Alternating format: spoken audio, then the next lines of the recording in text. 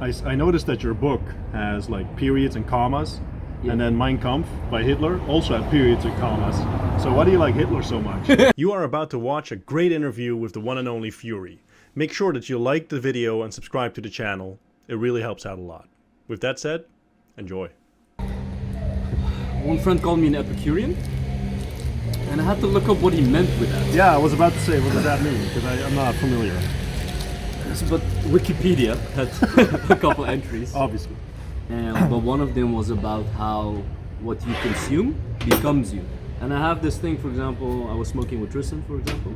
Yeah. And he was like, oh yeah, the cigar was burning to here. And he stopped me. He said, yo bro, you're gonna smoke plastic. And I said, I like it that way, that I'm denting the label as if it's part of me or something. And then he was like, oh, that's interesting. And I think I do that with a thingy, that it's like, you know, a ring symbolized that becomes, you know, a marriage or a relationship. And the cigar that, it's a weird fetish that I, you know, like. It's like Voldemort with the Horcruxes. The Horcruxes. Yeah, exactly. So you're like Voldemort, basically. I am Voldemort. This is why the hair. But you have the nose, though. But yeah, typical Voldemort. He was the hero, by the way. He was the real hero. He was the real hero. I remember being in the movie theater watching like part, I don't know, 5 or something of the Harry Potter thing. And then at a certain point, I think Harry or something says, well, we have something that Voldemort doesn't have. And there's this pregnant pause. And I remember sitting in the theater and saying out loud, yeah, you guys have a nose and he doesn't. And then the whole theater like exploded into laughter. It was supposed to be a dramatic moment, but I fucked it up. So spoiler alert for people, I was watching Avengers Endgame. Yeah. And a kid somehow knew that Tony Stark was gonna die. And before he died, he was like, Tony Stark is gonna die. So right before it happened, you know, and like, you know, he spoiled it just right before the climax when, you know, he ruined it. And what, somebody I was with or something said like, you motherfucker. Yeah, with a little kid. Poor kid. I'm here again with my friend Fury. Our first discussion did very well. Fury recently wrote a book centered around authenticity, which is a very interesting subject. Sort of ties into our earlier discussion. So I decide, let's make the trip again and have another conversation. And honestly, actually, I consider doing like a Piers Morgan interview, where I'd say, enlighten me on that thing, please. Yeah, I mean, I noticed that your book has like periods and commas. Yeah. And then Mein Kampf by Hitler also had periods and commas. So why do you like Hitler so much? Oh, Piers Morgan. Yeah. And I'll be like, is this an assumption? Or I am right. Yeah. You know, how right am I?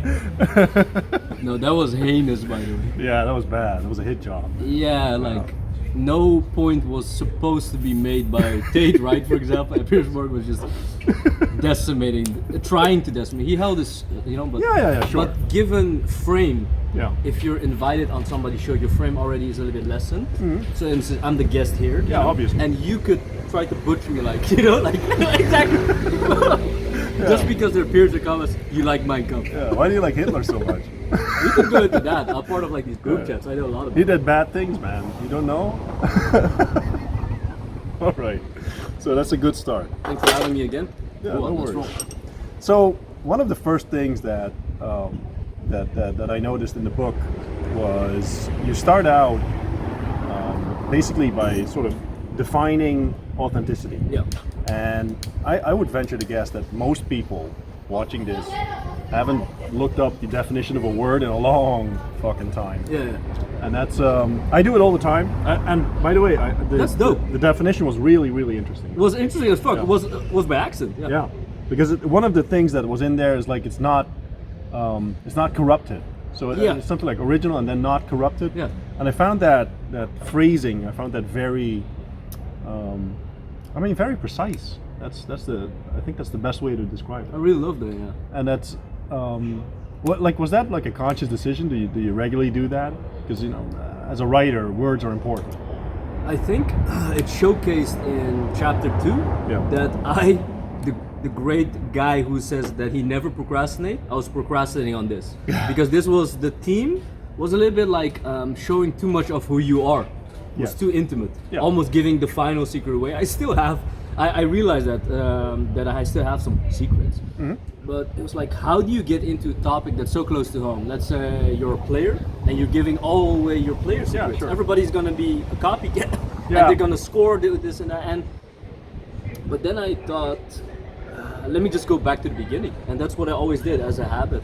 Let's say you're trying to introduce me to topics of you, like real estate or something. I'll just look up, what is real estate actually? You know, you start at the beginning, you go, or you go to a coach, you know, and you ask, what is real estate? And then people tell you. And then I thought, okay, what is what is my authority on this to talk about this? And then I thought, let me just do what I did in high school. You go back to the etymology of a word, and there you'll find really interesting stuff. So I just Googled it on that's what I just do as a reflex. I come up with a word, punch it into Wiktionary. Like when I was writing poems this last week or something, is this a real word? A word comes up in my head, I just punch it in Wiktionary. I think, there's a fifth obsolete definition that's very special. Let me use that one to create more flair or something. Exactly. You know, and with authenticity, I also, it was by accident, you know, like a magical accident that gave, from a meta point of view, by accident authenticity. By doing this definition game, I was like, oh, this is interesting. I can dive into it, and from there the structure became like, you know, like a seed that planted that was gonna spawn off. Yeah, I see what you mean. Like I remember Stephen King says something like, if you're writing a book, the story is sort of like a skeleton in the ground. It's already there, but you sort of excavate it. That's nice. Yeah, and that's a beautiful way to put it. Yeah. But you said you were procrastinating. How long has that book been in the making? So people watch the James Altucher show. He came up with the idea you should write something about authenticity. Yeah. And that was in June. And we're now living in November, but I published it around October. Yeah. So that's a hella like 4 to 5 months. You know? Well, that's not too long. It's not too long for. You're making me look bad, man. It's being so productive, writing books in a couple months. It reminds you of this thing that my friend said. He's a painter. I talked about it in the last show with Arno as well. There's procrastinating, but there's thinking about what you're procrastinating on. It seems very much the same on a surface level, or if you understand it wrongly, but it's so much different actually. Yeah. And basically that was what was happening. I was basically procrastinating on stuff that was put in a book, for example. At one point, I needed something to break through, like a breakthrough, like in terms of volume count, word count, page count, topic, and it's around the mid part or something. And it was about a promise. A person gave me, like this journal that you have right here in front of you, gave me a journal and said, you're gonna write your masterpiece in this. It's in the lining of paper blanks. It says you're gonna write your magnum opus. Yeah. And she said that as a joke, and I was just sitting in this coffee shop, and I was just jotting down, you know, where's the book gonna go? And then I thought, wait, I kept a promise to this girl's not that important to me, to be honest. But that came in the book as well. Yeah. As soon as you make a promise, there's a karmic intent that you'll look bad for yourself. Yes. Because I didn't say to her, yes, dear, you know, because you smashed me, I'm gonna write it. No, I didn't care about her at all. It was just in my head. I thought, wait a minute, I just promised it to myself. It's inside myself. Yeah. And from there, it was smooth sailing, basically. So it's a promise to yourself. Because people fuck themselves up, I think, by not keeping their word. Yeah, that's a chapter in the book. Yeah. Well, let me not skip forward. Mm-hmm. So, in terms of like definitions of words, one thing that reminded me of, you have this Jewish story about the golem. Yep. And I think he's made of clay or something. And then, if you know his real name, you sort of have power over it. Yeah, yeah. But it's very much like that with words, right? Where you, if you have a decent vocabulary, you can, how do you say it? Whatever you want to say, it comes out the way you want to say it. And I think most people struggle with the fact that their vocabulary is like a toddler. So, you know, that's going to be hard. Tying back to what you said, that precision, right? So it's succinct. It has, there's this Dutch word that I love to use. It translates to English like a charge. In Dutch it's like lading. Yes. It has to have the exact one. Exactly. Especially if you're speaking Dutch, you will completely lose a person. Sometimes you'll mean something, especially when you're making jokes or something. Yeah. You lose them. Yeah. Because then I'm thinking, shit, I've been out of the country too long. Yeah. It doesn't have the right charge. You haven't, give it the right color or whatever. And it's important if you want to sketch things, let's say you're doing copywriting. if you're writing a landing page for a new dating product or something, it has to be subtly, slightly ever so different, because you're gonna learn in, let's say, with anxiety that he's never gonna have a girlfriend. Or this and that. You have to use the right words, get in his headspace that you're trying to help him, of course, this and that.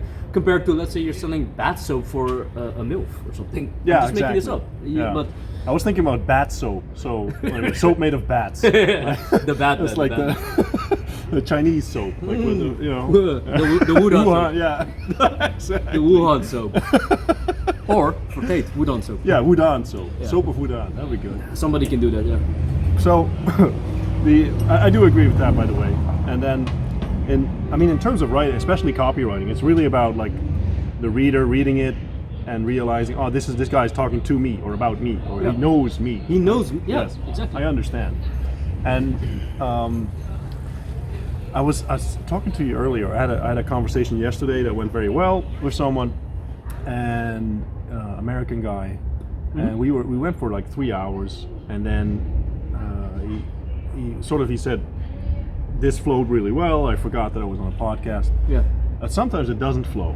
And I said, do you have any idea why sometimes it doesn't flow? And he said something pretty interesting, where he said that there's always usually it doesn't flow if there's an agenda on one side that you want to, like, it's not just conversation. In a way, we're not being authentic, right? I'm having conversation, you have like an agenda, and now it doesn't really mesh. It's time doesn't disappear. It just keeps, I don't know, it gets in the way of things. And I agree. Yeah.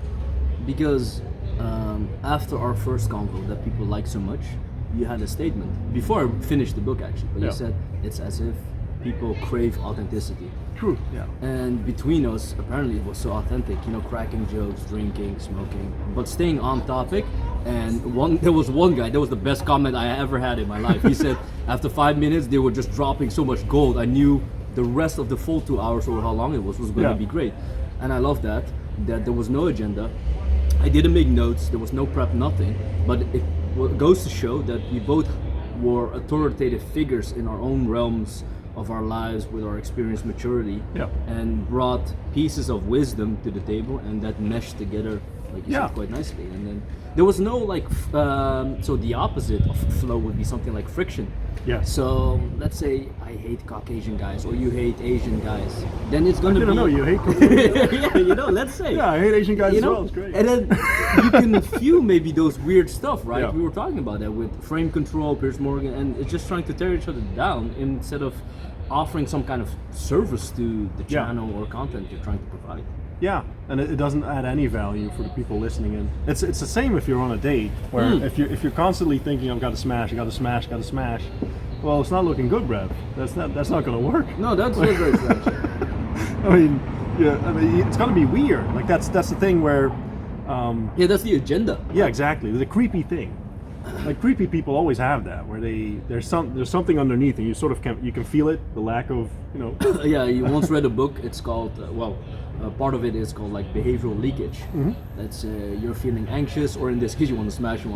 Yeah. It will seep throughout everything. 100%. She's feeling that you're planning, and this. It's like neediness. Yeah, it's really Let's say I don't recommend this, but let's say you smash 5 seconds before the date. She will be like. She'll love that. She'll smell that, the pheromones. Take this tip, free guys. Yeah. I didn't do that, by the way. Not for this conversation. Didn't smash 5 minutes before. So. And don't tell me how I know that. I'm a full sell. I'm just making shit up, guys. All right. I ordered 4 old-fashioned, so. She's coming? Yeah. That's what she said. Let's see. One of the things that comes up in the book is the idea of like sort of intertwined is insanity and death. Talk more about that, because I find that very interesting, and I think we have a similar viewpoint on this. I read a quote that encapsulated by accident quite well. I put it in almost like at the end of the chapter, and it said, to truly live from an existential point of view, to truly live authentic, you have to be a little bit crazy. Yeah. And a famous meme these days by one of the Twitter guys I know who created, only the misfits have a chance. If I just rank up a list right now, Steve Jobs, Gandhi, Winston Churchill, Hitler. Hitler. Yeah, I No, was waiting for it. Mussolini, Stalin, Yeah. Mao Zedong. What's that Korean guy's name? Kim Jong-un. Kim Jong-un. Yeah. You know, and now prolific on the online sphere, the Tates. Yeah. It's not that they're insane, like that they're losing their mind. Yeah. But they're a little bit out there and too much of themselves, too much in themselves, and too much of themselves. Yeah. But it's just something to express. If you can bring nothing to the table in terms of authenticity or personality or character, ethos from an Aristotelian point of view, there's nothing to give. That you're just, it's not only then that you're an NPC, that's not everybody, you know, but let's say you're more like everybody else, more in the herd, you're more sheep, Yeah. then you will never shine like a star, you know, in the darkness, or there's no torch, you're not lighting up. And you really have to go out there, and it's almost a form of mania, you know. This is not against people who are in therapy or, you know, people who have real illnesses, but it's like a manic energy that you have. A good example, one of my favorite guys, David Goggins. Yeah. He seems like an absolute nut job. Yes. But I love him. Everything he puts out, I'm like, yes, new great. video, nothing. I'd buy everything up. You know, I'm basically a fan. You can see that. But because of his mania, his madness, he attracts fandom. People Yes. think, oh shit, I need to run, I need to do hard stuff. Yeah. And because of that, he becomes an idea. Yeah. And it's only through this insanity you will be larger than life. Yeah, that makes sense. Go. 2 pp. Yeah. Ah, thank you so much. The Veldfles. This is pretty cool. You've seen it. En het vloggen. Ja. Leuk hoor. Geniet ervan. Ja, dank je. So it's, holy shit, this is weird. Have you ever seen this? No. It's like a flask. Yeah, well, I got that. No. Like it's in this, or what? Oh, you gotta show it. Like this is what they gave me. An old-fashioned and flask. Yeah. It's pretty novel. They'll love it. They just buy it at the store, like the flask. In commercialized places, they do it a lot. Like I was in London this year, they did it as well. Oh, really? It's for high-speed production, you know. Like, Makes so there's sense. one company who will make it in batches and stuff like that. Oh, and then, that makes a lot you know, of let's sense. say it's prime time. You don't have the time, you know, but Can you buy it at Aldi or something? little. Yeah, but Very interrupted. let me tie it to one of the biggest masculine urge. Mm-hmm. Every boy wants to become a man. Every man wants to become a warrior / a hero. Yeah. And then the final push, the final leap, you want to be a legend. And you can never be a legend beyond your death. If you don't have an energy signature, you don't have a story, you don't have people don't want to shout your name basically, you know? And that's so interesting about prolific people, Conor McGregor, we talked about the Tates a lot, you know? Yeah. And it's just people want to shout their name because they've done something which is visible and big and massive and is out there. And if you're not insane, you will never be beyond death. But for that, you have to push yourself to the brink of death. Yeah. But yeah, who knows, you know, like a lot of people, they'll lose themselves, you know. Mikhail Tal as a chess player, pretty insane guy. That's why he was so good, to be honest. I think he was tiptoeing on that line of insanity, and a legend, even his final game is a legend, that he played was not a bullet game, that's 1 minute, like a 3-minute chess game against Garry Kasparov, who was back then reigning champion. Yeah. But he just came out of the hospital or something, and typical Mikhail Tal style, he played, you know, pressured him till the end or something, and then after the last game he died or something. He was sick. Yeah. And What a legend. and then the father of Tate, Emery Tate, he died also True. over the Yeah, board. exactly. Yeah, that's how right. you become a legend. Yeah. You know, it's not to be morose or morbid and to worship death like this, but this is cool as for men. For Yeah, men. obviously. Yeah. Yeah. Better to die at the field of battle instead of Cheers, by the way, over- bro. Yeah. Cheers to authenticity. Last time we talked about the inner voice thing, right? Yeah, sure. Where people don't have an inner voice. I found one in the wild. I swear to God. Go on. We can talk about hours for this. Go ahead. Yeah. Tell me all about it. Everyone that I talk to, like Yeah. I bring this up, obviously, in one way, shape, or form. And then I'm talking to this chick, and I say, yeah, you know that inner voice that's always talking? Yeah. She says, no. So what do you mean no? So well, the thing that always keeps going on in your head. And she looks at me with this blank stare. Like you don't have that? There's no like tape going on? Okay. No, it's more like feelings and you know, but it's not like words. Yeah. Like, bro, I found one. This is real. Because it still, I mean, I know the research was there. I know people were commenting, but it was real. Like this is a thing. I think I've had it as well. I don't have a recent case study, Yeah. like an experiment. You know, like we'll reel them in, like harpoon them. Yeah, like, I got one. I got one. I got one in the wild, like a Pokeball. You know, you're coming with me. Gotta catch them all. Yeah, the Oaks Laboratory and the farm. You're coming with me for science. No, but for these people, you know, you can think in words, you can think in visions, you can think in maybe you're hearing something or feelings. Yeah. The kinesthetic thinking model. True. And if I don't know the percentages of these, but if I ask them, do you think in feelings? You know, Yeah. it means it's not necessarily that they're gonna suffer for their life, but you have to know that there are no words nor visions coming, and this emotion you have to channel it in whatever field you're gonna be in. Yeah. And that's Especially gonna be as a rough. man, you know. Yeah. You know, sometimes they're like, nah, I don't hear anything. I just feel it. So, and then, okay, can you describe what you're feeling? And then they don't have the words to explain it to another person. Let's say Yeah, obviously. let's say you're in a communicative relationship. That's Yeah. more about communication, Yeah. and you don't want certain things, and it's a very like partner relationship style. You know, like man, woman, or Yeah. two guys in business, and one guy can't say, no, I don't want this product, blah, blah, blah, because he feels something, but he doesn't have the words for it. Yeah. How are you gonna transmutate, transgress, transpose, give it in this vehicle to another person? That is why God created language, you know, it's in Yeah. Genesis, the word was... in That's the my beginning. favorite quote. It was in the book as well. Yeah. What was it? In the beginning there was the Word, and the Word was with God, and the Word was God. Something Yeah. like that, right? Yeah. That was awesome. Yeah. One of my favorite quotes. It's necessary. It's true. You know, how are you gonna tap into higher powers if you can't fragment it and give it in little pieces of shards to another person? You know? True. You mentioned ethos, Yeah. and I assume most people don't know what you're talking Yeah. about. So, elaborate. Most people know morals and values, which is akin to ethics. And if you went to like a classic school or you're a lawyer or something, ethics is pretty important. You know, coined by Plato and Aristotle and stuff like that. I hate lawyers. Yeah. And Absolutely Oh, he despise told them. me, you know, Yeah, scum of the earth. they are sharks. Yeah, like rapists, murderers, and lawyers. Yeah. But go on. Yeah. And it has to do with character. Yeah. And these days, most people don't have character. And from there, from the core, it's actually, I wrote a thread about it. If you picture an onion with 3 layers, outer layer, second layer, and then the core, Yeah. everything you do in life in terms of an actions, or your being, because we're now talking about personality and presence, has to do with these 3 layers. The outer layer is more aesthetics, Yes.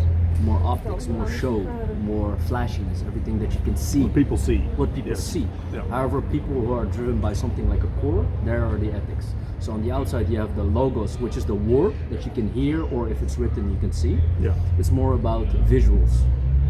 Then second you have, it slipped my mind for 1 second, but the inner core is about ethics. From character, usually something's pretty cool. I always dissect movies like this, to be honest. When I'm watching a movie, I think, can I resonate with this character? Or if I don't resonate with this character, does he have something that's very powerful that I'm thinking, whoa, this is a cool Yeah, character? exactly. Recently I watched that Black Adam movie. Let's say I'm not for anti-heroes or villains, you know, the way he was portrayed. I think, whoa, he's pretty cool as a character, how they portrayed him. You know, The Rock, Yeah. they brought in like this massive, bulky guy, Yeah. which is optics, which is external. But Yeah. the way He looks the part. He looks the part. Yeah. However, he was also the part. He was not. He said, "I was a slave. I'm not bound down for man anymore. I'm done with that." And it tied perfectly to if you want to be a demigod, you're not supposed to listen to anybody. You No, know? of course not. Was it a good movie? Yeah. It was good, All right. especially because it was character driven. Yeah. So, from the CGI point of view, it could have been any other movie actually. Yeah, sure. Yeah. But that's how I dissect storytelling, arcs, and you know, stuff like that. And it made me think in like in terms of archetypes. That's what I love. You know, Yeah. that sticks in your head, because the most totemic people, the most iconoclastic, like very iconic people, they fit to an archetype: a king, a magician, a warrior, a samurai. You know, people like to say, hey, oh, you're a samurai. Okay, whatever. You know, but Yeah. it is, you are something. You know. And for example, you embody a little bit like the gentleman archetype with the suits. It's cool to see. Yeah. But they So let me phrase it a little bit differently, like give a tangent. Most people have a whisper or a notion, they don't know how to place it, but it's like there's something about them that I can't place. Yeah. They have that. For example, you see somebody in a suit, but there's usually something behind it or underneath it. Yes. You know? Yeah, I can see that. And knowing, I mean, we're talking about the embodying something, becoming something bigger than, you know, like an NPC or sheep or whatever. Yeah.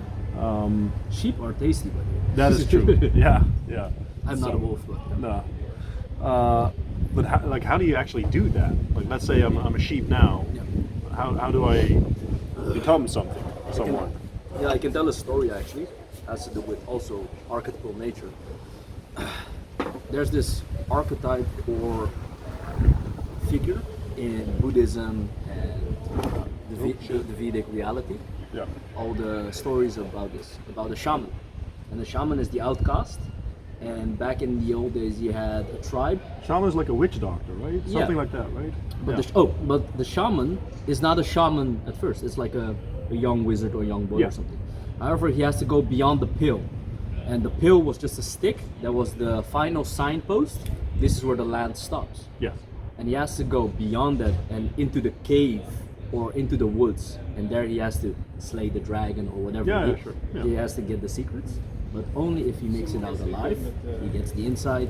He makes it out with his life. That sacrifice that we talked about. That you have to either physically kill a beast, or you have to. Back then, maybe you had some shroom trips. You know, psychedelics has been as old as time. You just trip on like a weird trance, and then God spoke to you or something, and then you come back. Yo, guys, I saw God or whatever deity that they believed in, like paganism. You had insight. He had insight. Yeah. And with insight, he comes back inside. Yeah. Into the land. Yeah. That's really funny actually, and that's how you become it in that sense. That as a sheep, you have to go beyond the fence. So it's like a rite of passage almost. Yes. Okay. And this rite of passage in this spiritual warfare that we're that begets everybody. So you and I, well, I think it was a friend. He said, "Well, we have a war. You can go to Ukraine." I'm like, fuck that. You know, he made a joke about that. I'm like, no, not signing up for that. But for us Westerners, Yeah. we are not signing up to fight against fascism or Hitler, or you know, Yeah. we're not fighting for our country. So there's no physical war. Yeah. And then we are self-imploding on ourselves. This inner jihad, they call it. That's very Evolian. That I'm not an expert on that, but it's about spiritual warfare.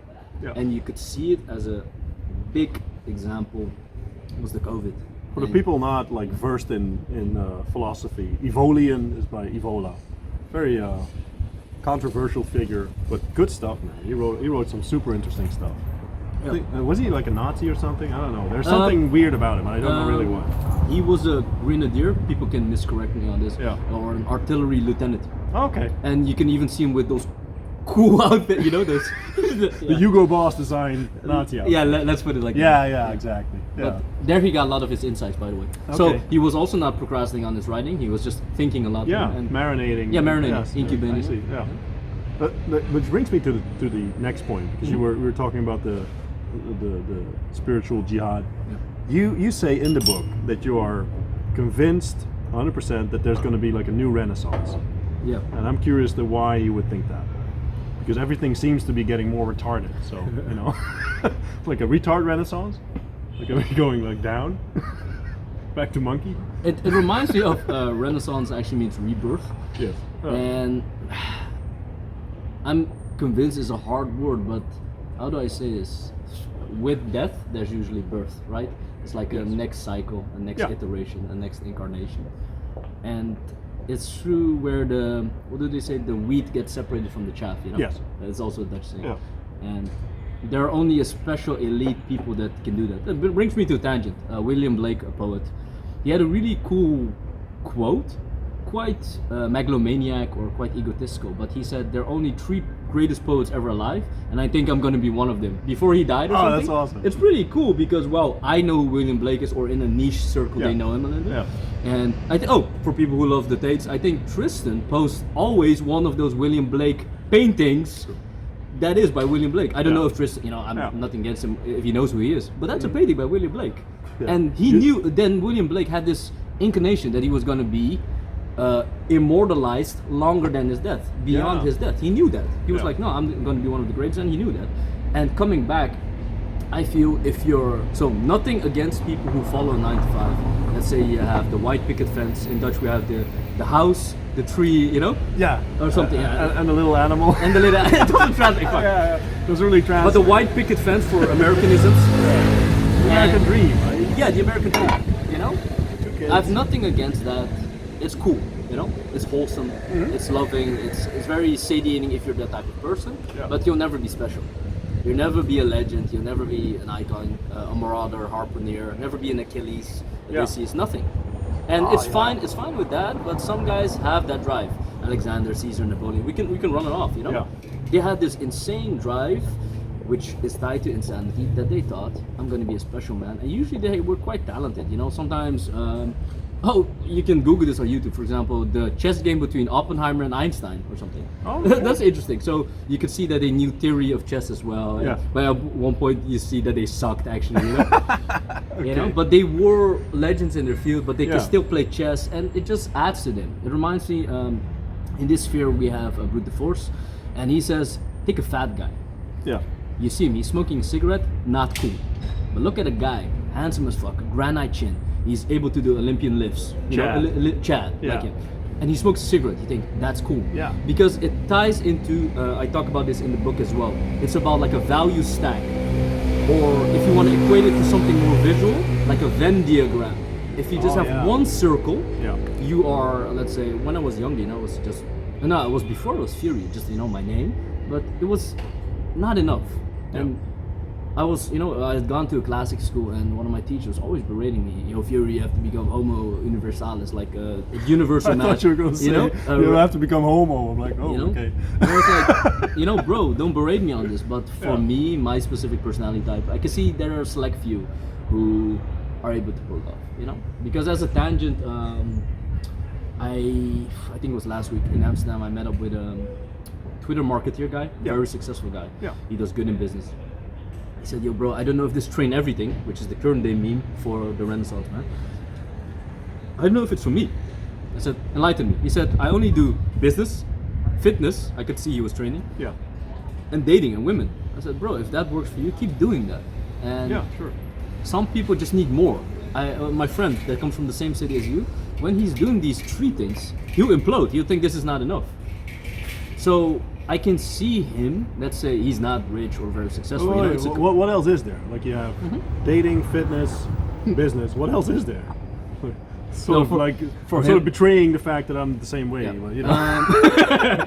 So for him, then we found out, you know, so this is not like a coaching program because he's my friend, but he's a music producer. And I asked him basically, the last 2 years, did you create anything? You know, is that an album? Were you working with artists? Were you trying Yeah. to do cold outreach to work with them? Which is his passion, is tied to part of his personality. That was just not being given energy, and he was just imploding on himself. And he was like, consistently, yo, Fury, if I'm creating, I'm happy. I was like, why are you not Yes. doing it? And Yeah. but it's because of the Western society, modernism. I get it. We all want to make money. We all want to Sure. look good, and we Yeah. all want to sleep with beautiful women. I get that. Yeah. But for some guys, it's just not enough. You know. Oké. Is alles nog oké? Ja, We hebben jullie een afspraking nodig? dat zou wel fijn zijn. Ja, hè? Would be great. En nog een old fashioned voor mij. Je hebt nog, hè? Ja, one Ja. old fashion? Ja. Man. Woo! Anyway. For some people, it's not enough. You know. I would say it's maybe less than 10% if I, from my gut, speaking from my gut. I mean, to be fair, like what, if I look at the things that bring me joy, writing is one of the things that I can Sure. lose myself in. Right? Yeah, that's great. And Being so creative. maybe I'm putting words in your mouth, Yeah. but it's not always tied to the content production or these tenets that we're talking about. It has maybe nothing to do No, yeah. with your money making or No. your fitness, right? Yeah, yeah. But it's the like this avatar in your head that needs to be let out on the page or whatever. Yeah. You know? I think being like I used to always shit on people that were creative, and that creativity is gay, etc. Yep. So and then I sort of figured out that I was wrong. It does happen. Every once in a They while. always say he never misses No, yeah. with those memes. It's legendary. Even Francis was quoting. Every once in a while, like when what's the comet that comes every like 80 years? Can't remember. Halley's Comet. Yeah, like that. Yeah. At the same time, I'm wrong. But anyway, so the creativity part is important. Like it sort of allows you to shine. I mean, when I look, the things that have brought me most, I don't know, influence and reputation, it's always the written word. It's always the written word. I don't know. I'm good at it. Let's hypothesize, and the world is gearing towards. Oh, she's coming. Super. Mag ik deze meenemen? Ja. Er zit Oh, nog wel een wacht. beetje in, hè? Sorry. He's a heroic drinker. Oké, en asbak. Ja. Thank you. Ik neem deze mee. Ja. Wait, you can take this one as well. Okay. I was using this as a makeshift ashtray. Yeah, I yeah. come from the ghetto, so. Do you? From the streets. Yeah, from the streets. I slept on the streets. Yeah. Yeah. Do you want also one? No, more? we'll just share it. Yeah. Okay. Yeah. It will bond We're us. a couple anyway. Yeah. so. Yeah.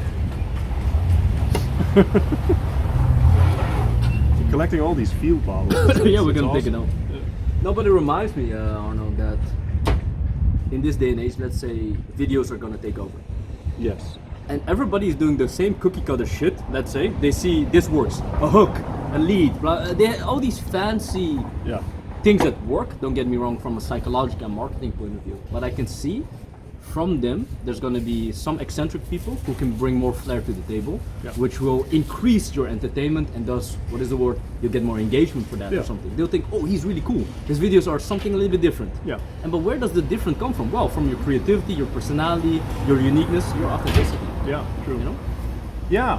Well, that makes a lot of sense. I was watching, you know, Mr. Beast, the Yeah. YouTuber. Yeah. I've seen a couple. I'm not an expert. So I look back. Like he's one of the biggest guys out there. The guy is doing very well. You know, he, even more views than we have. Yeah, of It's course. bizarre, right? How could he? Anyway. How dare you? Yeah, exactly. So. To the gulag. Yeah. Very funny. Go to Gulag. But I was looking back at his history, and then you can see the first videos, and the first videos are shit. Like it's just him playing Minecraft. I've heard that. Yeah. Yeah, and it's the same with Gary Vaynerchuk. Yes. Like his And, wine show, it was shit at the beginning. And, oh yeah, that wine just crap. shit. Yeah. And Joe Rogan, his first podcast. Oh yeah. I never saw that, but I imagine it's shit as well. Like everyone starts out shit. That's that's the way it works, and then you just keep going. Because that was my follow-up question. Like, let's say you want to start doing video, or you want to start doing tweets or whatever. Yeah. I recently answered this question, but I'm curious about your answer. Sure. Go ahead. How do you start out, especially when there's like sort of a fear in your mind that people are gonna laugh at you because Yeah. you're shit, and you know you probably are shit. That's true. I mean, Yeah. to start out, how do you do that? I think, to be honest, so I've been, for example, my main outlet is Twitter, because I knew also that writing is my medium. Yes. I was writing before that in writing groups and what they call drafts in the drawer that nobody sees, you know? Yes. That are too cringy. For Door example- closed. For Yes. example, this weird specific style that I have, I was too on the nose with it, forcing it in people's face. Yeah. And it was not pleasant to read. You could feel that somebody was trying to be too artificial, too Yes. mechanic with this style that I have. And sometimes I see people try their own weird style or try to copy. It's fine. It's about inspiration and whatever. Yeah, yeah. But I can see that they're try hard. Yeah. And it cringes me out. And coming back, I cringe myself out every time I delete my archive and stuff like that. And I read it, it's like, yo, this guy was cringe. And coming back to give the actionable antidote, it's that, let's say I had a tweet in 2000. It's a legendary tweet because I still agree with the sentiment. Yeah. But I was getting some lip or feedback, was actually hate. I was in this circle, is the Jocko 0405 club, the hashtag. And I Oh, the was, Jocko Willing guy that, Yeah. that wakes up. Yeah, At 4 exactly. Yeah. and I was part of that, but I was just consuming, and we were just posting workouts and tagging each other. It was Yeah. pretty cool for community vibes. However, one time I put out one tweet that was an insight that I had, that Einstein was a player, and were he not to be a player, he would have made a bigger impact on society. It was just about this nuance that your sexual... Was Einstein a player? Yeah. People I thought thought he you know- banged his knee. Like, Yeah, well, he had an insane libido. Oh, really? Yeah. that You know? explains the haircut. Yeah. Always after sex. He was a womanizer, basically. Oh, I didn't know. Yeah, most people don't know. But let's say you channel all your sexual energy. Let's take the other anecdote or case study.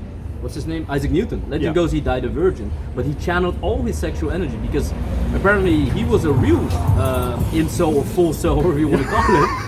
He was so real self. He He thought, yo, I don't want anything of this female woman, and I'm just gonna create the Newtonian laws. Bro, You know? alright. And I'm just, the tweet was about, let's say, Einstein would have pulled everything in his work, he would have created a fucking time machine or something. That was the tweet. And I found it profound back then. Yeah. But then I started to get some lip. Yo, you're out of your lane, shut your mouth, who are you, blah, blah. And still to this day, I stick by it. You know, and you just asked me, how do you deal with that? Well, I got some hate. I just logged off, you know? I was like, maybe it's not true what I say, you know? Yeah. But, well, almost a half decade later or something, I can tweet that right now. Yeah. I still believe it. I was right. But I feel that. But my point of it is that sometimes you just try it, and it doesn't work, or you know, the audience doesn't resonate. They just go away and come back, and Sure. you just keep polishing at it. And I know for a fact, coming back to this outlets that we're talking about, with creativity, I know writing is always going to be one. So I won't take over storm per se with YouTube or something. Now I've gotten better with vocalizing my thoughts. You know, Yeah. I'm practicing that with you. You know, Yeah. with Scott Adams. Well, God, by the way, but Yeah. Well, But a they- smart guy though. he always Yeah. has process thinking. Yes. You know, everything I do in my Telegram channel that you Yeah. see, these voice messages, my appearances on podcasts, is to train myself within the process to get better at it. You know, and if somebody think like, oh, Fury, what did I got? Like, he's so he has such a strong vocabulary, so fluid in his expression. Sometimes I listen to something back and I think I need to work on that as well. You know, Yeah, keep sure. polishing. You Yeah, know? always. How can people join your Telegram channel? How can they find it? How can I find it actually? Oh, usually I plug it underneath one of my more engaging tweets. All right. And your Twitter handle is? At Uuuuh Fury. Okay. Uuuuh is Hooa and Fury is Yeah. like the element. So, Good thing to join, man. He's very prolific. Yeah, good stuff. Let me interrupt for a second and ask you, did you like the video and did you subscribe? If not, please do, just because it's good karma and maybe it'll do something for you in the afterlife. I'm not sure, but don't take the risk. Just like and subscribe. I'm on your side. And then in terms of like like we started out with the Renaissance question, but so is it correct if I say that you're seeing the like sort of the dying age of a certain time period? Yeah. And that's why you believe that it's going to be reborn? so I don't know which philosophy or religious sect this is, but they have this word for it. They call it yugas. It's like Kali Yuga. Yes. Right? Yeah. And to equate it to more the Western history, the canon, we have the Dark Age, right? Let's say between the thousands and 1500s after Christ, you know? Yeah. That's when the dates start, you know? Yeah. And that was the Dark Age, but they're saying that we're riding out this Kali Yuga, the Dark Age right now. I don't know when it's gonna shift, but if you're gonna shift from one cycle, one Yuga to another, well, what are you gonna have? New cultures, new movement, new icons, new, I wouldn't call it, because that would be blasphemy, but like new Jesus type Prophets. figures. Yes, that was Yeah. what I was looking for. Yeah, yeah. People to look up to. Yeah. And let's say you're a boy or a man who wants to become very prolific. It gets a kick, you know? You feel it. Yeah, if I sure. talk about prophets or icons or heroes, Yeah. some boys think, yeah, I want to be that. Yeah. And now's your chance to be different, to be special, to, you know, create newsletters. Never been or- a better time, I think. You're right. Yeah, in that sense, never been, like, you feel it. Yeah. You feel that everything's up for grabs. It's like, I always love, what do they call it? In siege warfare, Yeah. in the colonial times when you had these castles, you had what they call a forlorn hope. So you have a castle wall, and they just throw a couple of those cannonballs in, Yeah. and then on the front part you had these guys who were just gonna be slaughtered, the front echelon, but they're also within this Yeah. pandemonium, this chaos. Yeah. The heroes also emerge. Yeah, of course, obviously. Yeah. Because of the sacrifice of life and death, because of this rift, this breach Yeah, in something opens physical. up. Yeah, something Yeah. opens up. Yeah. If you jump in, who knows what will happen? Yeah. But there, within that, lies the glory. Oh, that's beautiful. Yeah. So, in terms of, and that goes back to your point about insanity and embracing death. Yeah. Well, not literal death.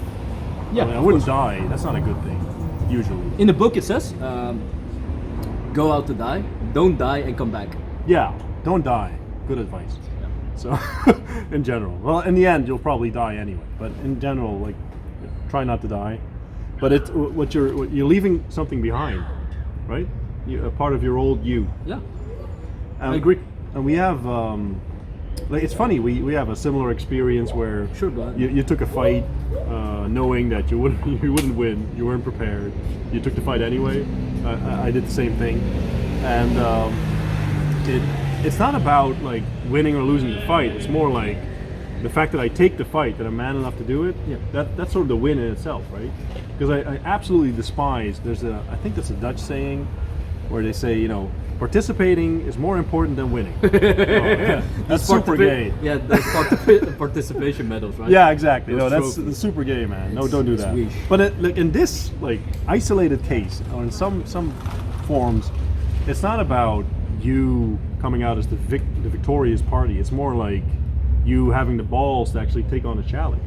Yeah, to tie into this sentiment that you were trying to relay, you don't come out as the victorious party, Yeah. but you come out as a victor, like somebody who conquered. Yeah. But in this case, you conquered part of yourself, Yeah.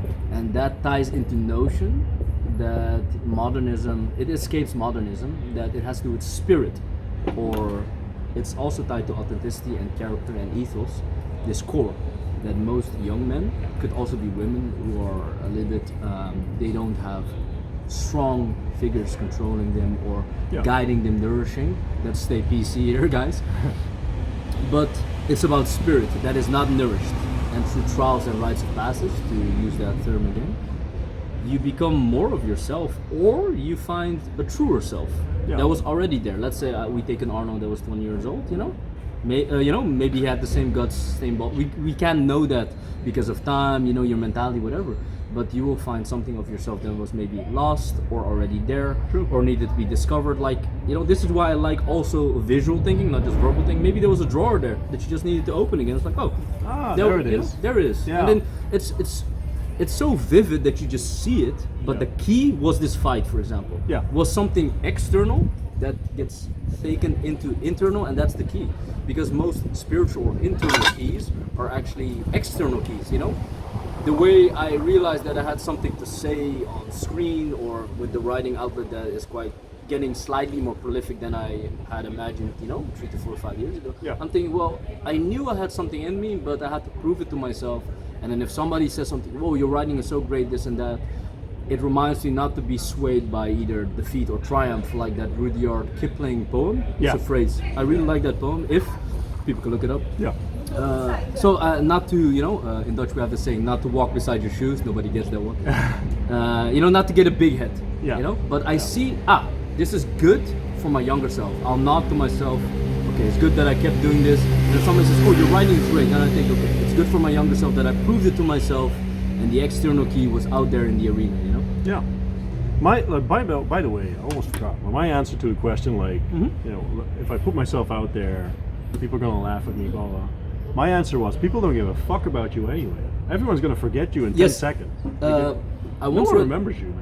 That's a good one. I once read a tweet, which some people might think it's black people, but it's actually white people if you think about Yeah. it. Bro, if you die, 5 seconds later, the world just keeps spinning. 100%. They'll forget. Yeah. And they'll think like, no, my wife or what. No, No, they'll, man. no. You're just gone. They're gone because Yeah. life goes on. I mean, the day of the funeral, someone's gonna think like, "What am I gonna have for dinner?" Yes. Yeah. Okay. And yeah, it just sounds wrap it up. callous. It sounds callous, Yeah. It sounds blunt. It sounds crude, Yeah.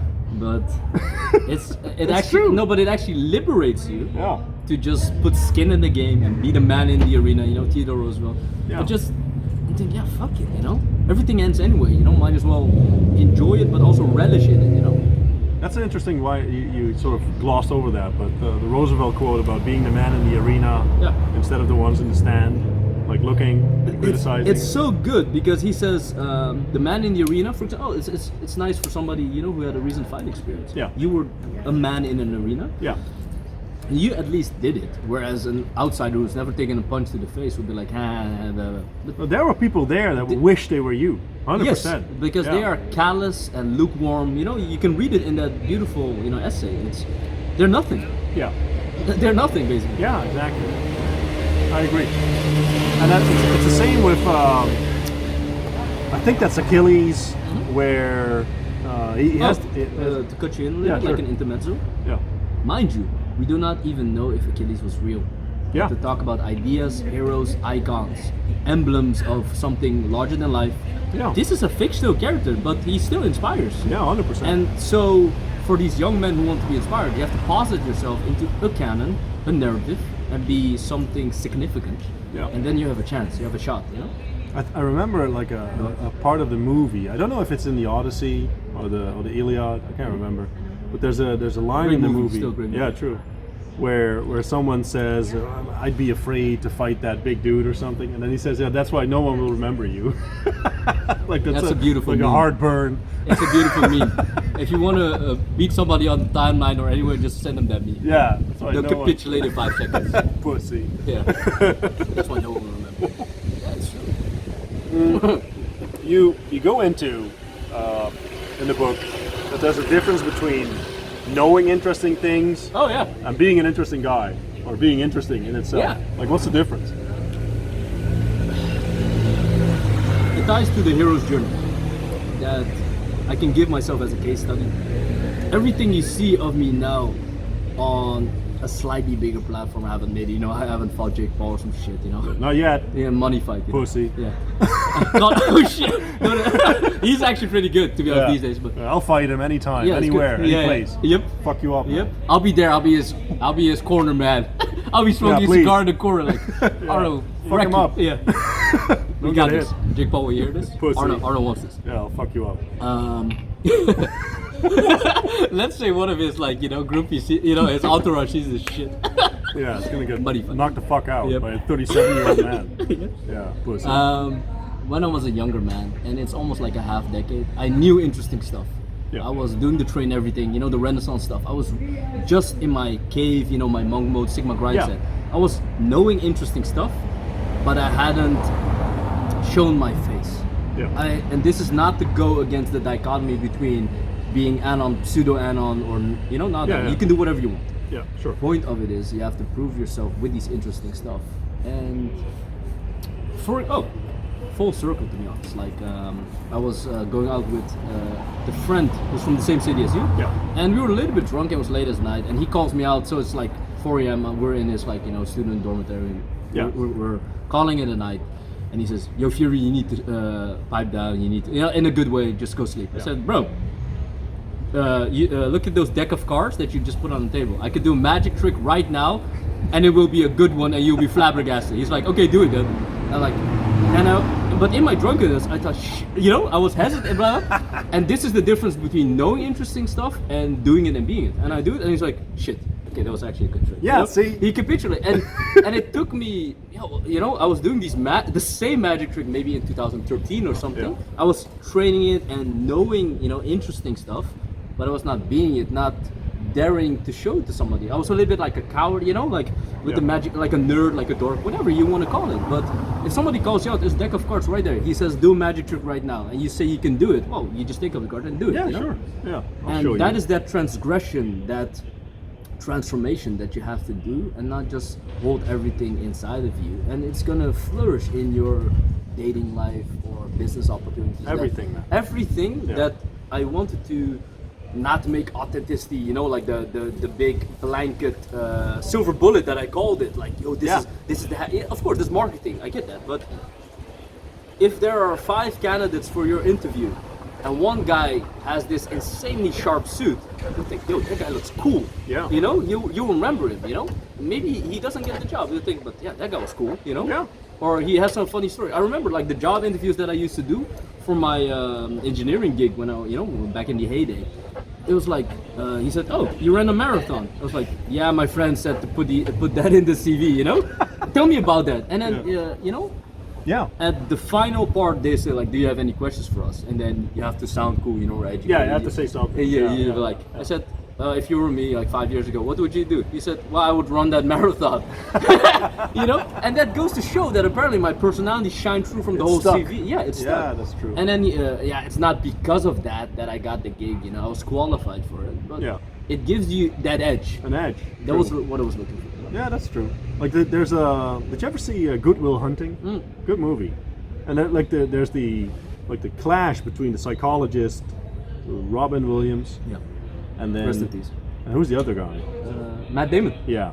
And then Robin Williams basically says, well, you're a genius, but you've never been to the Sistine Chapel, looked at, smelled how it is. You've never been there. You can talk all about it, but you've never experienced it, which is very different.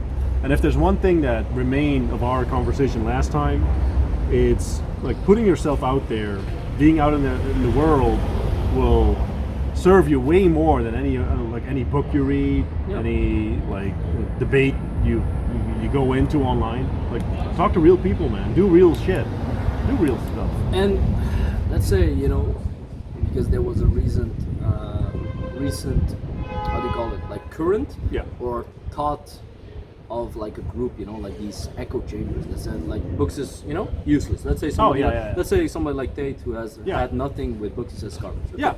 But let's say you're a bookie, you're just like a little bit introvert and you read a book. But let's say you read something of somebody as prolific as Kierkegaard or Nietzsche or something, and you think, oh, this is cool.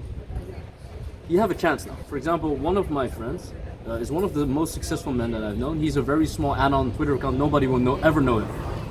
And that's not his point at all. No. But if you sit with him across the table, he'll completely school you if you like. Yeah, exactly. And it's like, shit, this guy has a half decade on me. So he's like, but he knows that, and he just says, "Yo, Fury, read this book by Evola and this and that. You'll resonate with it. You climb the mountain. You'll love it."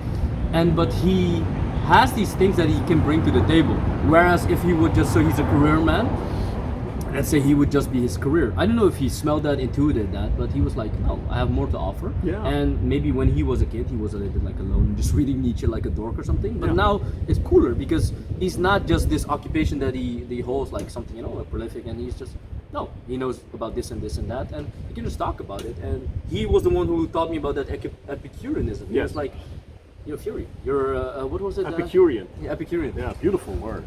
What did I say? So, So the cigar that we smoked or something, I put it in my pocket, and he said, "Why you do that?" I said, "Well, this was an experience between us, and I want to remember it. And when I look at the band or the label, I could think back about it." And he said, "You're an Epicurean." I said, "What does that mean?" And then he was quiet like a ninja, and I had to, So, point of it, he had value, he had merit, he stuck in my head. Yeah, but how did he do that? With knowledge and insight, not because of his occupation that I can never pursue. Let's say he's a doctor and he says something doctory. I'm thinking, who cares? Yeah, almost who cares? But it was like he said Epicurean. I was like, what is that? That's interesting. And that's interesting. And sometimes we've had that with each other. You say something to me, I think that's interesting. What Arno said, and then that like little thorns in not the eye, but like in the brain. In the brain, and that's more potent. That's more powerful. Yeah. And if you can become something like of virility, like a viral nature. Yes. And that's also because guys want to sleep with beautiful women. If you can stay in her head, if you're special, she'll never forget you. Yeah, true. As long as you're both alive, by the way. Yeah, that makes sense. No, but that's fun. That sort of ties into, I was talking to someone, and then when I talk to people, I put in some like hooks or thorns, and they're supposed to pick up on it. Like I say something to you, and it's like an inside joke or something. Sure. If you don't pick up, I notice. And like she noticed like the 4th or 5th time and said, "Finally, you get it. Good girl, amazing. Yeah. This is only the 5th time I'm doing it." Yeah. And then they sort of like pay attention more. They perk up. Like, what's he doing? But that's only if you're really listening to someone, right? That's you sort of pick up the vocabulary, you pick up the words, and that. In a way, that's what makes someone interesting, but that's also the beauty of language in general. Yeah, of course. That you can really... I talked to someone yesterday, and he used the word faux pas. Faux pas. Not done, right? Yeah, exactly. But you don't hear that a lot, do you? No, so this would be indicative somebody either read something of French books or loved French quotes, or just an eclectic who read that word, or... Even eclectic is a very unusual word. So I've had some experience with... To tie into this friend of mine, we were in Brussels where I was active with my lead agency partner, and we invited this friend who was just there. First place where we met, by the way, Brussels. That was fun. There was a good meetup hub with this friend, and so the waiter came, and I actually do this game because my friend actually is supposed to speak better French than me, so I take not the lead, but second in command. Hold back. Hold back. But it's going too slow, and I want the fucking drink. Like you have to. I see guys of the war room, or guys who are gonna make it, always have almost like a commander vibe. Yeah. You know, the first time I met you, I was like, that's Arno. I saw it. You know, he stormed into the cigar lounge. Yes, exactly. So there were two contenders. One guy was dressed well. He came out of a fancy car and he had like swagger. Yeah. But he went in and he went straight out. I was like, nah, that's not it. Then the second guy had like a gift wrapping box, but he went straight up. I was like, that must be Arno. Yeah, exactly. I walked up and Yeah. it was not the decorum at all. I was late. Yeah. Yeah, that was not the decorum. It's funny. But there was swagger, there was spirit, there was sauce, you know? Yeah. Yeah. And but anyway, so then the waitress, it was going too slow, and then I ordered with my, you know, it's like my broken French. There are these letters. Yeah. You have A, B, and C. C if you're a native speaker, and I'm like B level French. Yeah. Not to toot my own. I just have a certification for it. You know, I'm I like Z level French. Holy shit, I'm so bad. So, but because of like my prolific like bar game there in Brussels, I just ordered the drinks in French, and he's like, "Yo, Fury, you speak French now?" I said, "It's a necessity. Yes. If I'm gonna be a barfly here and there, you have to Yeah. order in French." You know, for example, I hate it when I'm smoking a cigar for more than 30 minutes and the ashtray hasn't apparated, for Harry Potter fans, hasn't transported right there in front of me without me Yes, asking. should be there. You know. Yeah. You have to understand when you meet somebody as prolific like Tristan Tate, when he walks in, the waiters line up in front of the entrance to shake his Obviously. fucking hand Yeah. or something. Okay, I get that. I'm not there No. yet, but when I'm somewhere else and I'm smoking, I want a fucking ashtray. Yeah, you know? true. So I had to learn that word in French. So when I'm smoking, I'm like, I order in like 3 seconds. I'm like, give me the ashtray in French as well. I have to Google, yeah, of course, you know. and then the next time I'm like, oh, do you mean this? Yeah, just give me, you know, give me in French, you know. Yeah, obviously. And Yeah. then, you know, and that's how you get it. And then when you said like faux pas, I'm like, oh, okay, yeah, I know what it is. I hope. By the way, I hope you noticed that you self-corrected. Fury self-corrected. He said, "I'm not there," and then 1 second and yet. But that's Yeah. that's a good way to put it, man. You have to aspire, you know. Yeah, exactly. You know? But because people keep saying like, you know, I'm clumsy, or I'm stupid, Sure. or I'm poor, or whatever, and then if you leave that intact, well, that's a bad thing to say about yourself. To be honest, like Can't do my that. personality, Yeah. between us, the video here, I have these things that will stifle me. It will clip my wings or even consume me if I have too much negative self-talk.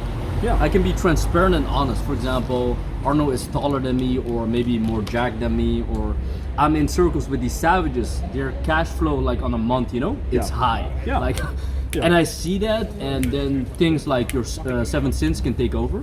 Yes. Like Okay.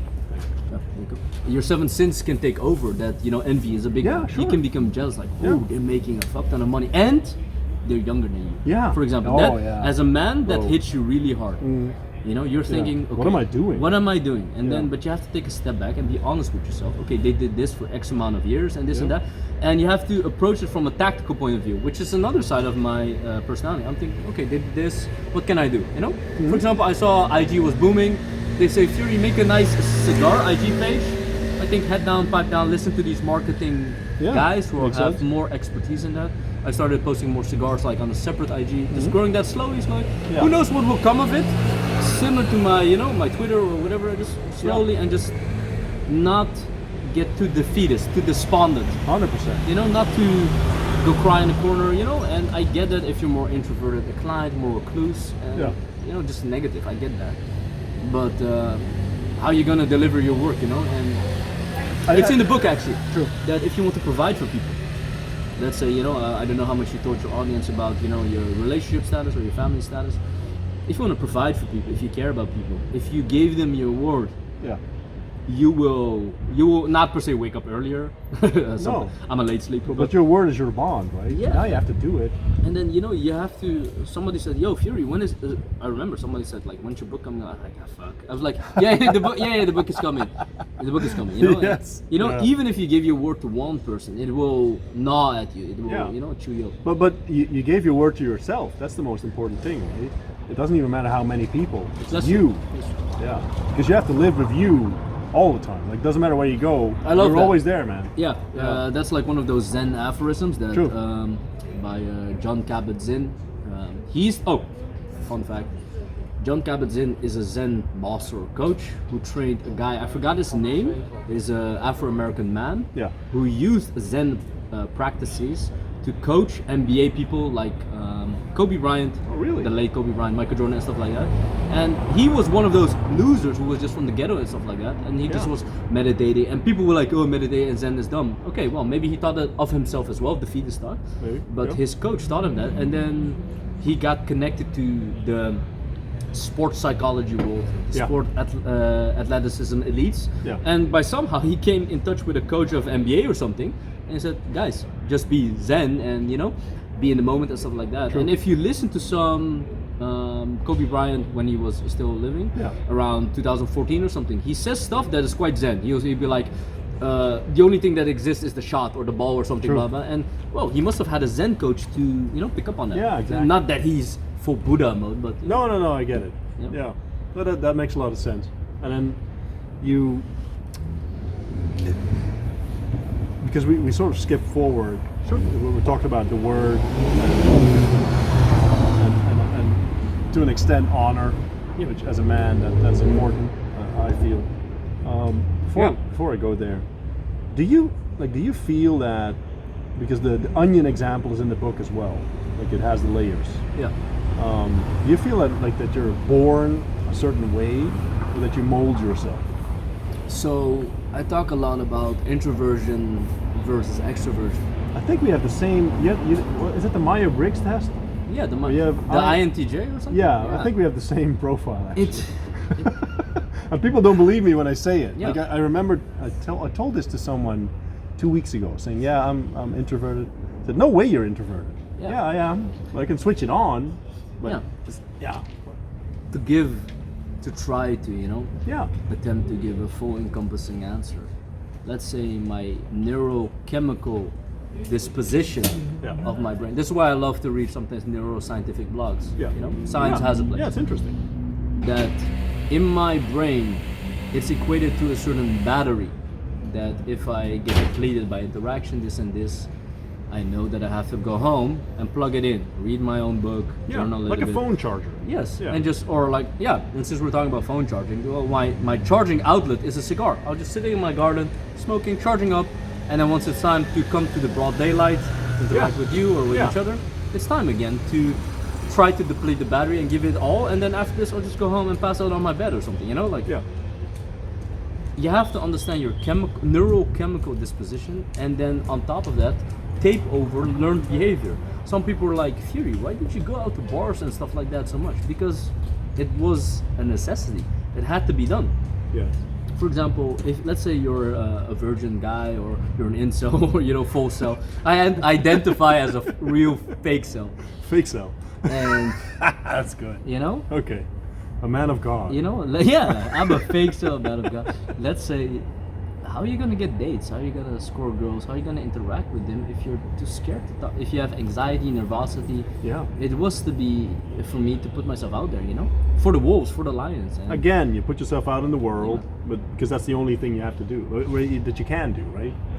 All of that other stuff is fake. You can read about it all you want. You can see the pickup artist videos. Yeah, sure. That's all fine, but it's not real unless you get into the cage. Yeah, I Right. can tie into that. So this year I met a prolific London day gamer. For those who are more in the POA sphere, there is the London day game model, LDM, for the hardcore fans. And I met him, and he's integrated all those techniques that when I went out with him, it was not that he was racking up all these techniques. Let's say step one, do this and this. Yeah, and yeah, that. exactly. Yeah. We were at a bar and a club. It was applicable everywhere. So if there was a girl here, he was talking with her. Yeah. Everywhere. I love that about my friends. If they can do that, if they're able to do that. Yeah. But what I'm saying, flash forward, at the end of the night, he said, Fury, I'm pooped. My energy's over, Yeah, sure. But from a more aesthetic, on the surface level, optic level, with techniques, he had to practice all that so he's also an Asian man, Let's say he's a dorky Asian man. He's Yeah. shit, I want to get laid. What do I do? Well, he finds a POA manual. Yeah. He implements it, and now he's integrating it into a system that he's somewhere out there, and he's doing it. And so it was from my archaic recesses that I was thinking, I think he's doing all these techniques, So let's say we were at a club or something. He sees a girl within a second, 5-second rule. There True, is, yeah. and he's like, he high fives them. And, Approach. he looks at high five, and it's like energy spike or whatever. And it's like, I'm thinking, whoa, holy shit, he's doing all these techniques, Yeah, within I know 5, this. And then I was like, whoa. And I said, yo, I won't comment on this because it will ruin the night, but Yeah. afterwards I'll tell you. So we had a coffee afterwards. I said, holy shit, you were doing really all those techniques Yeah. without it being a technique. It became his personality on top Natural. of it. Yeah. On top of it. True. And then I've known him for years already, 2 to 3 years. He was nowhere near a natural charismatic gamer, because I know for some guys women come easily, let's say, you know. Sure. But what are you gonna do? Just roll over. Let's say he woke up one day and he wants to start a family. You know, let's say he wants to be a dad, and he thinks, no, I'm an incel, an involuntary celibate. Yeah. How are you gonna do that one day? Let's say you wake up, Yeah. God forbid, you're 40 and you want to Super start, gay. you know, and you want to start a family, and you have nowhere near the competency that is, you know, a necessity as a man to pull Ja. it off. You know. Is oké? Doe nog een 2. Nog 2, ja? Ja, man. Did I tell you about my favorite Dutch song last time? No, who knows? No. Geef mij Gedang, niet. gedang. Nee, nee, he has actually good. The other ones. No, it's from Akda and the Munnik. Het regent zonnestraal. Oh, that's one of my favorite Dutch because it actually it's about transformation. The guy that dies, right? Exactly. Yeah, Yeah. I really like Well, he that. doesn't die in the song. No. Like, he realizes, oh shit, I just threw my life away, all of it. And then he sells his car, and the guy that buys his car dies the day after. Like, and then people think he's dead, so now he's free. You know, all the burdens are lifted, and now he can finally live. I love that. Yeah, but that would be Because- lame. Like, imagine sitting in Amsterdam. Sitting in Amsterdam is bad as Because the as way it is. because it was portrayed in that song, it's a Yeah. slightly older gentleman. Yeah. That's positive him at. And maybe it's like 40, 50, Yeah, something, right? yeah. Right? Yeah. Bukowski-esque type. Yeah, That exactly. thinks, shit, my life is over, this and that. But Yeah. one time, so the story goes like he reads his newspapers. That's right. Yeah. Yeah, I really like it. Yeah, it's because it's about resurrection. yeah. It's so for people who are a fan of the Daniel Craig James Bond, Yeah. the movie. So it's called Skyfall. There's an interaction with the villain. He's That was pretty decent. It was a decent Yeah. one, and he's torturing him on, on the table, and they're making gay jokes, but it's a psyop, you know. And that's a really good acting scene. So he's trying Yeah. to, manipulate him, Yeah. and then he says, Bond says like everybody needs a hobby, and the guy says okay this and that, and he says Bond, what is your hobby? And then he says resurrection. Oh, that's You know, good. I always Yeah. quote that one, and it's so powerful as a man. Reinvention, resurrection, transformation. Yeah. Every time reinvent yourself. You know, True. when I came slightly back to the city, meet up. It has a purpose. You know, the first video was back in like my hometown and this and that. You know. Yeah, true. And like my second favorite song is it's called Almost by Eddie Zoe, bijna. I know And- the artist, but And it starts off funny where he says like basically the chorus is like he gives these examples like you're applying for a job and then you're down to the last two, but the other guy knows the director of the company, so you almost got it, which means you got fuck all. That's basically what he said. And then it's all these examples saying you almost hit the penalty shot, but the keeper kept it just before the goal line, so you got fuck all. And then in the third chorus, which is funny, he gets all serious and he says, well, now you're here, you have 2 mortgages, you have a dog, you have a wife, you never see her because you have this amazing job. Yeah. Right? And now you made it. But now, is this all there is? Like, is this, I mean, you almost made it. You almost understood what had to be done, but you're still a fuck all because it's like you're in the slave mind, man. You're in the matrix. They fully got you. And that's it sort of ties in with the other song where you realize that, oh shit, I fucked everything up, everything that I did. and Arno, it ties back to you asked me, do you think there's a place for the Renaissance man?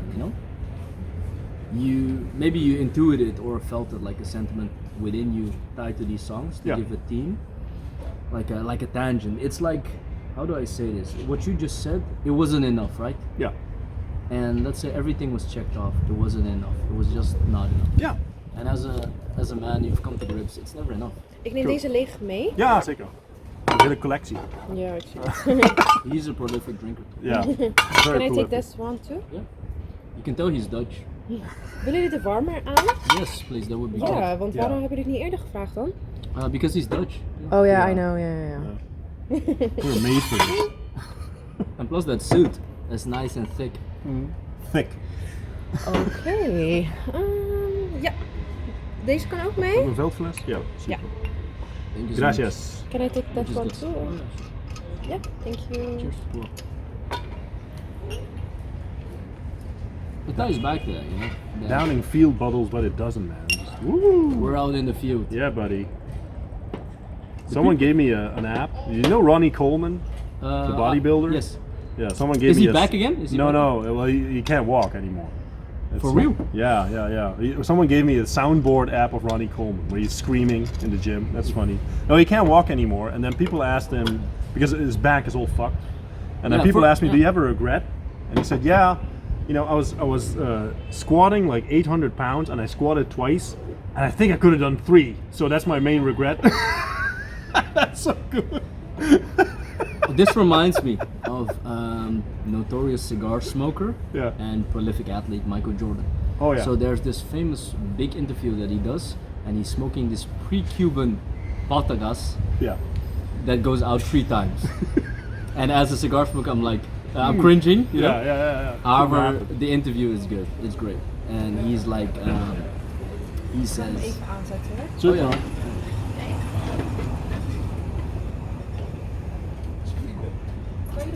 Yeah. Oké. Ta-da. Ja.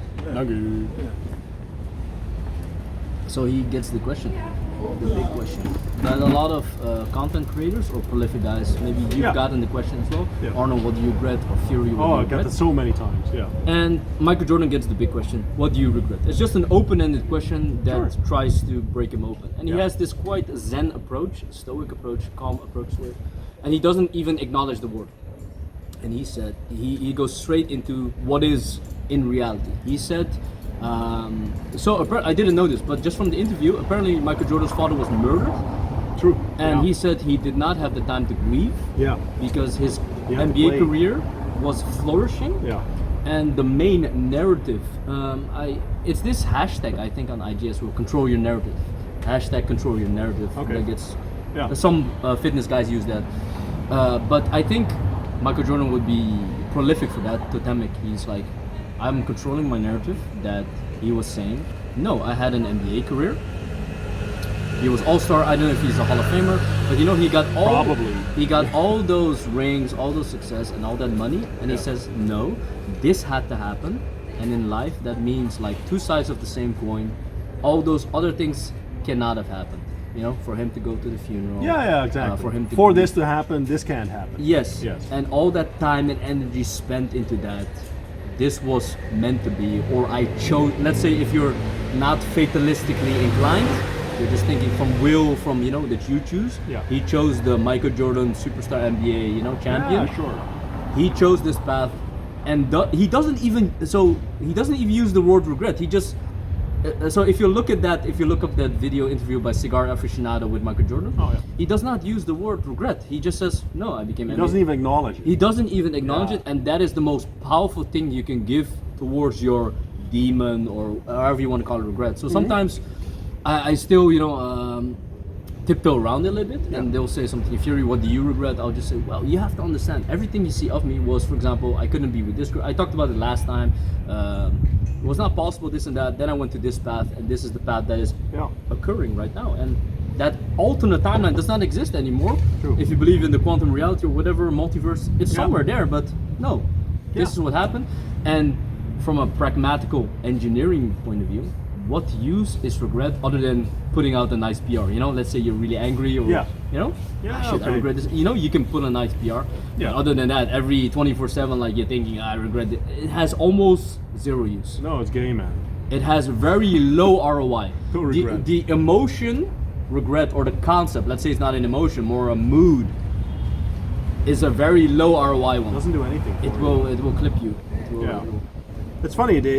I saw a Tate interview recently where he asked him the same thing, and he says, "Yeah, I don't do regret, or I don't live in. I don't acknowledge that at all." He missed his father's funeral as well.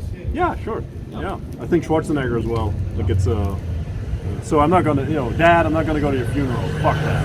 So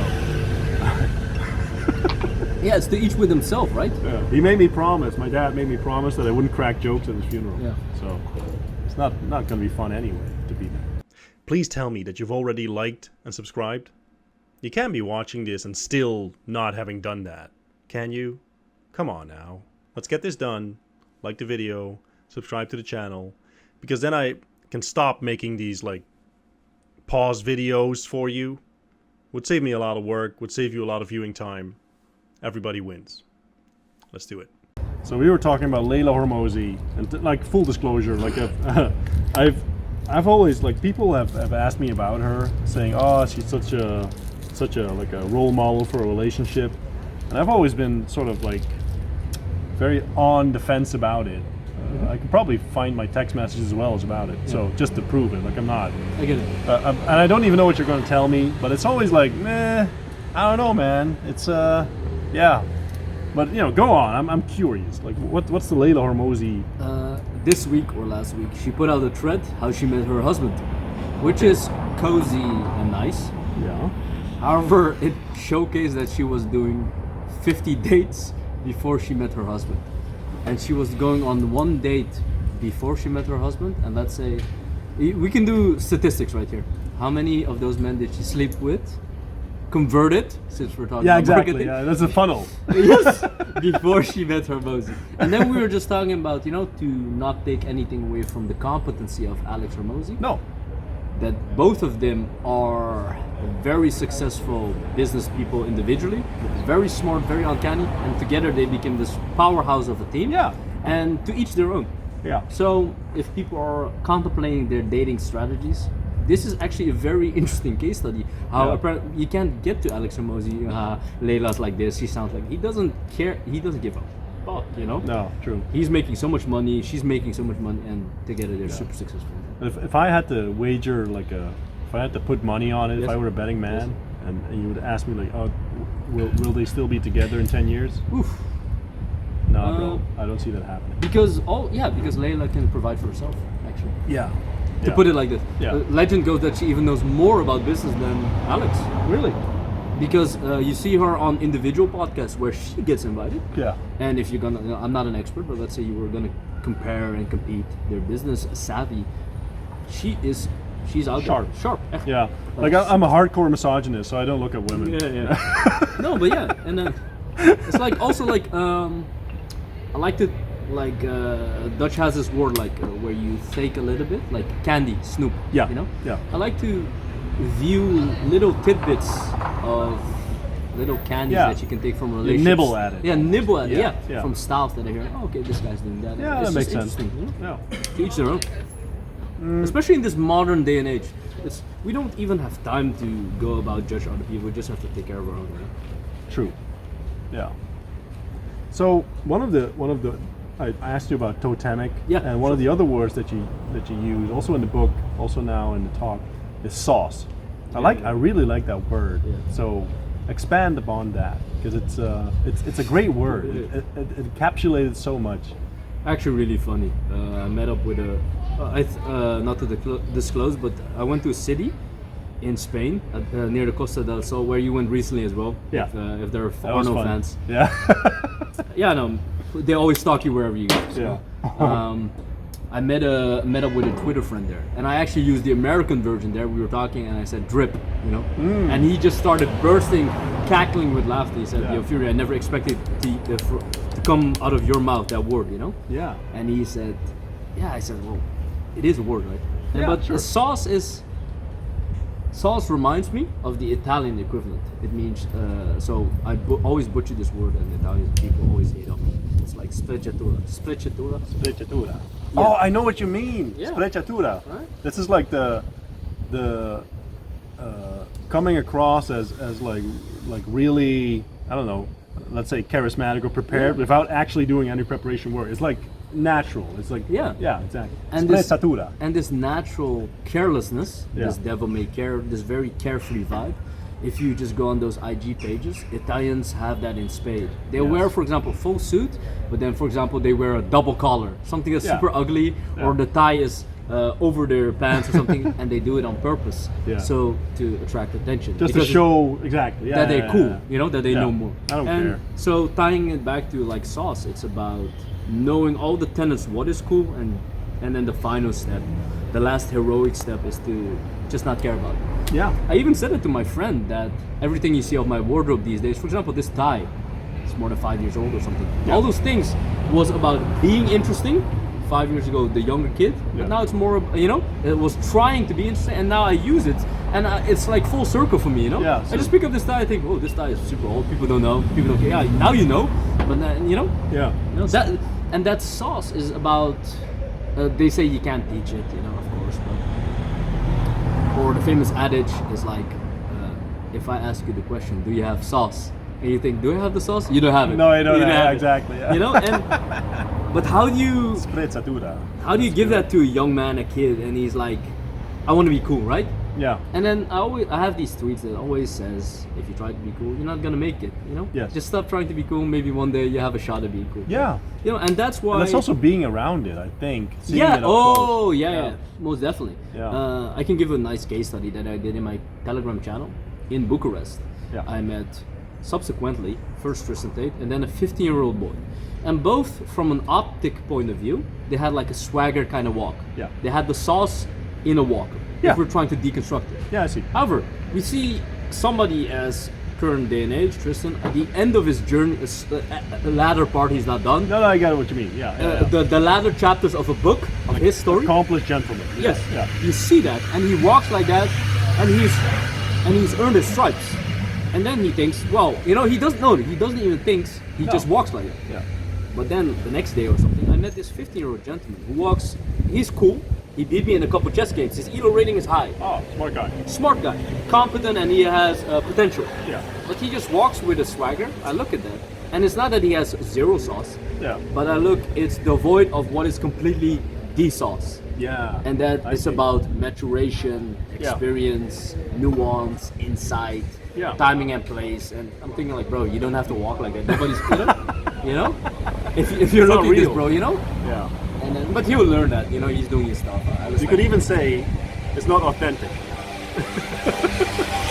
You know, you might even say that. Who knows? You know? That's Who knows? that would be a good way to put it. Who knows? But that's, you know, the sauce. Yeah, I don't know how you develop it. It's I think you just develop it by gaining experience. Like, I keep saying this to people. Maybe you're.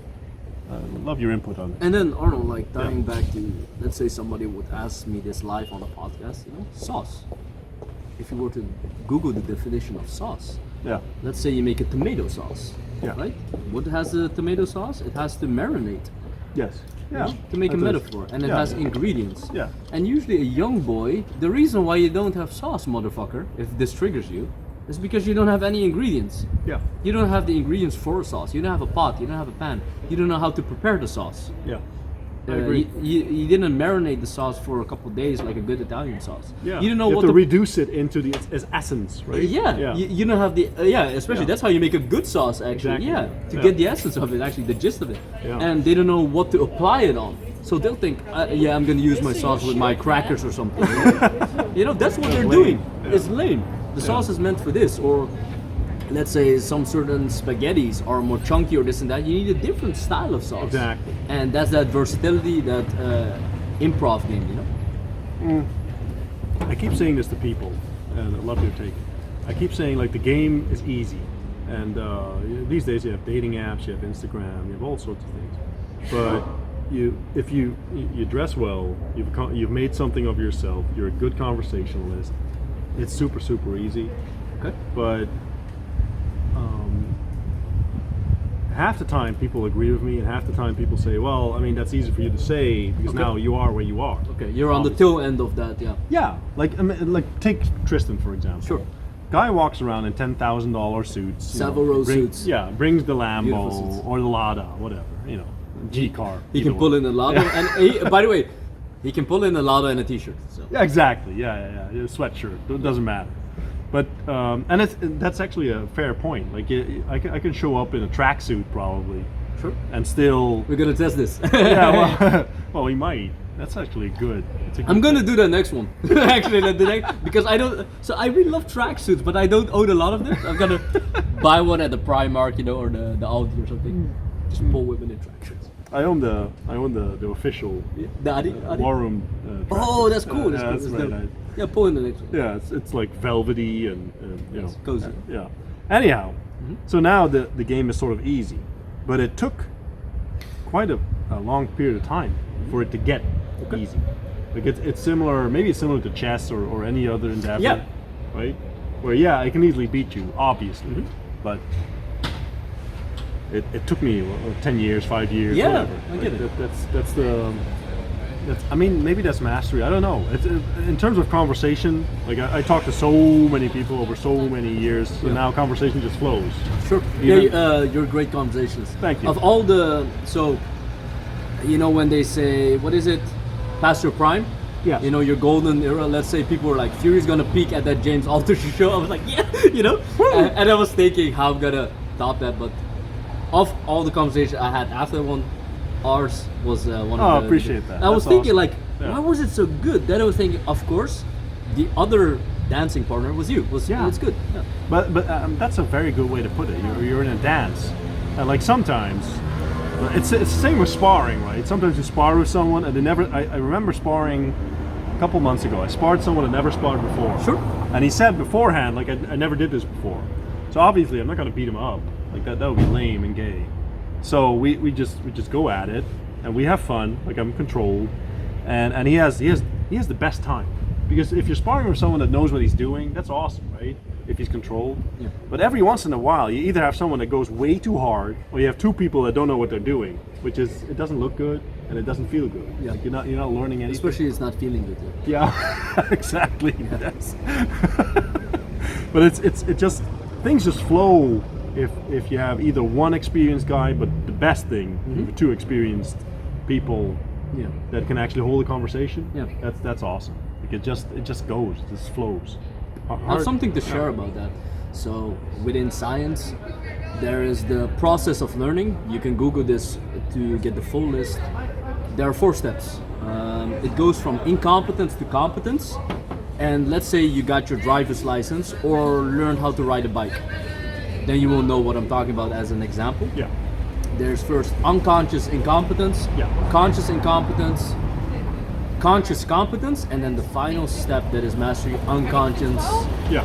competence. Exactly. And that's mastery. Yeah. Usually I have that in chess, fighting, dating, sleeping whatever. with women, even Yeah. smoking cigar or whatever. Sure. And that's why I love to smoke cigars that I already smoked within Coleman. I'm not even thinking about flavor. You know, the things I do for the the cigar sure. group.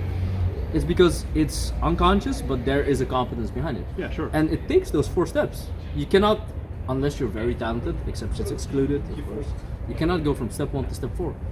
It rarely And happens. It right? rarely happens, and Yeah. you notice if you took your driver's lessons courses, or riding a bike, or if you had your first lay versus 5. I don't know how big your body count is if you're listening. Yeah. It doesn't really matter, but in terms of that, you'll see at the end, it's way different than the first one. Yeah.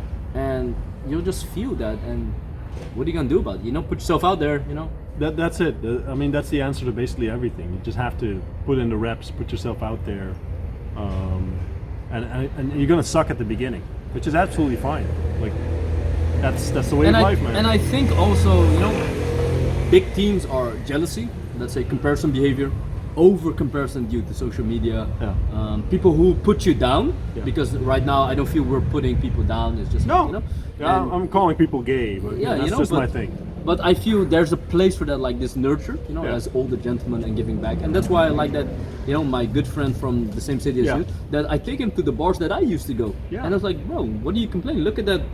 Tell me that student table, all the chicks. You must be gay if you say they're not hot, or Exactly, you know, yeah, yeah, and what's like, wrong with you? and the alcohol is cheap here. Yeah. You know, if we come back here a couple times, Yeah. you talk a little bit, maybe you score. You know, who knows? And are you gonna complain about, you know? And He's tall as well, right? no, he's a little bit here. He's here. Well, he's good looking. He You so told he- me about it. his trump card is handsomeness. You know? Yeah. Like in the Italian job, handsome Rob. Yeah. He's handsome. Well, like a Dutch name, handsome Abe. We can call him. Yeah, whatever. Yeah. Yeah, that's it. But I mean, for to an extent, that matters less to women than it does to men. Yeah, because like that classic Tate notion, I agree heavy with that. It doesn't matter how a guy looks. Yeah. When he shaved off all his hair, right? Yeah, true. It matters what a man is or something. Like Yeah, that. yeah, He yeah. paraphrases what that. he made. You Yeah, know, exactly. and I think I had a tweet the other day. It was like, the only makeup a man should care about is winning. That's beautiful. Yeah. Yeah, that's very You know? that's profound, man. And I found that I was talking with my painter friend, who used to be / is a dating coach, Yeah. and I just straight up humbled myself, asked him, "Yo, bro, I have a question. You said you need some like dating coach case studies. Yeah. right now, if I say to a girl a statement, it will effectively work statistically much better than 5 to 10 years ago. Why is that? Yes. And then he says, well, it's because you're more experienced now, this and that, and they care more about you. So optics, I'll say, I don't know, maybe you look pretty or something. And then when I was 18, if I say that, they'll think, it's gross or something, you know? Yeah. It's the so if because I'm a words kind of guy, Yeah. I see and I have booze amnesia. I'm thinking, wait a minute, didn't I say this line? You know, like Yeah. 10,000 iterations. I remember. You know, like. Yeah. But then why does it resonate so hard? It's because who's behind the words? So if we're talking about surface level and iceberg, Yeah. what's underneath the surface level, the tip of the iceberg underneath it? There's so much more now Yeah. that she and could also be, if you're doing business, they're thinking, Fury's somebody more now than he was before. It carries a gravitas. Yeah, in some way. and this gravitas is Yeah. very important for a man because it's that classic Red Pill adage: women become, but men are. Yeah. True. Ooh, popcorn. I manifested this. I was That's thinking this popcorn. before. I was thinking, when are we gonna get a fucking pop? Yeah. Lame. Tip: people always ask me cigar pairings, popcorn and baked stuff work premium with cigars. Really? Because of so you're doing something or smoking something that's burnt, Yeah. and you can just have potato chips or steak fries, or it's always the best. This so like does the most unhealthy stuff with the best with the cigars. You know, Yeah. if you want to have like a treat. People always, you Fury, what do I pair? Well, coffee and snacks Okay. because of its toasted nature. Makes sense. You have a part in the book where you talk about smiling and laughter. Yo, yeah. That's one of my favorite pet peeves. Yeah, go. Yeah. No, I mean, I wanted to ask you, like expand on that, because I resonated with that. But explain, like, what do you think about that? Let me start with, I always resonated with Slav people, Balcanic people, and Russian people. Yeah. Not they're- just the women, They're awesome. Yeah. but also just the guys 100%. with whom I bond fast. So Yeah. there's this Irish pub here that usually me and Arno are like close in time. I could take him there. There's this Serbian guy, he's from the Balkans. He was not smiling the first time I met him. A typical Slav guy, shaved, bald head. He looks like a thread, and Yeah. his style is unbecoming. You know. However, he's not smiling. Yeah. But however, he opens me and we go in convo. But through our interaction, our emotions, and our good-natured time there, we click. Yeah. But he was not smiling like an absolute goofball, Yes. which gets put on a pedestal in a more Western / modern society to come off as a glib, charismatic guy. You have to smirk and this and that. Let me tell you this: if you ever look at videos of Tristan Tate or Andrew Tate, for people who loved it, they're not smiling the whole time. Yeah.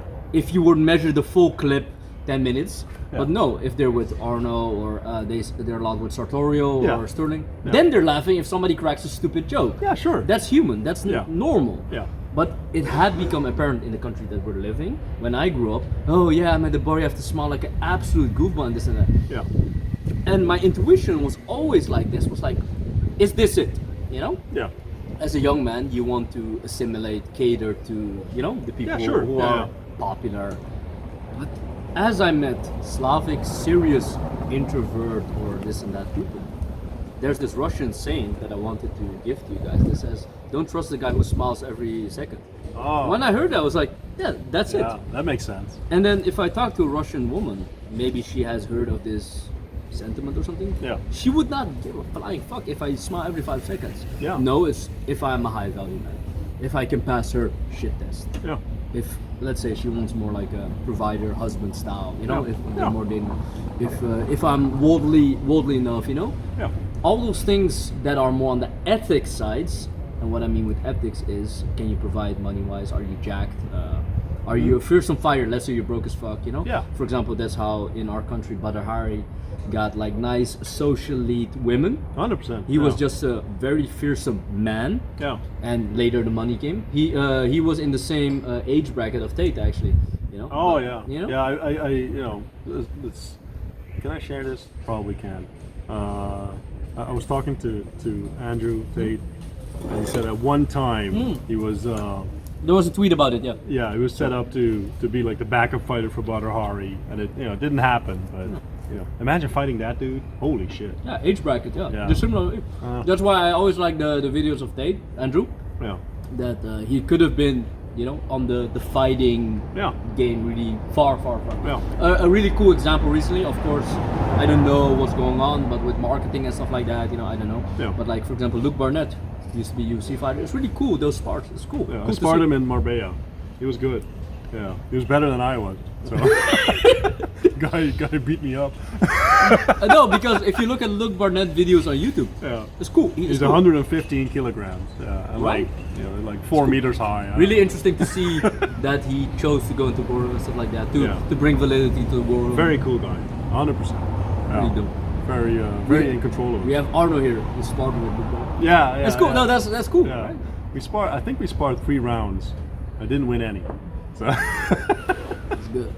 but I took him to the ground all 3 times, and the ground game is gay, so I didn't really lose either.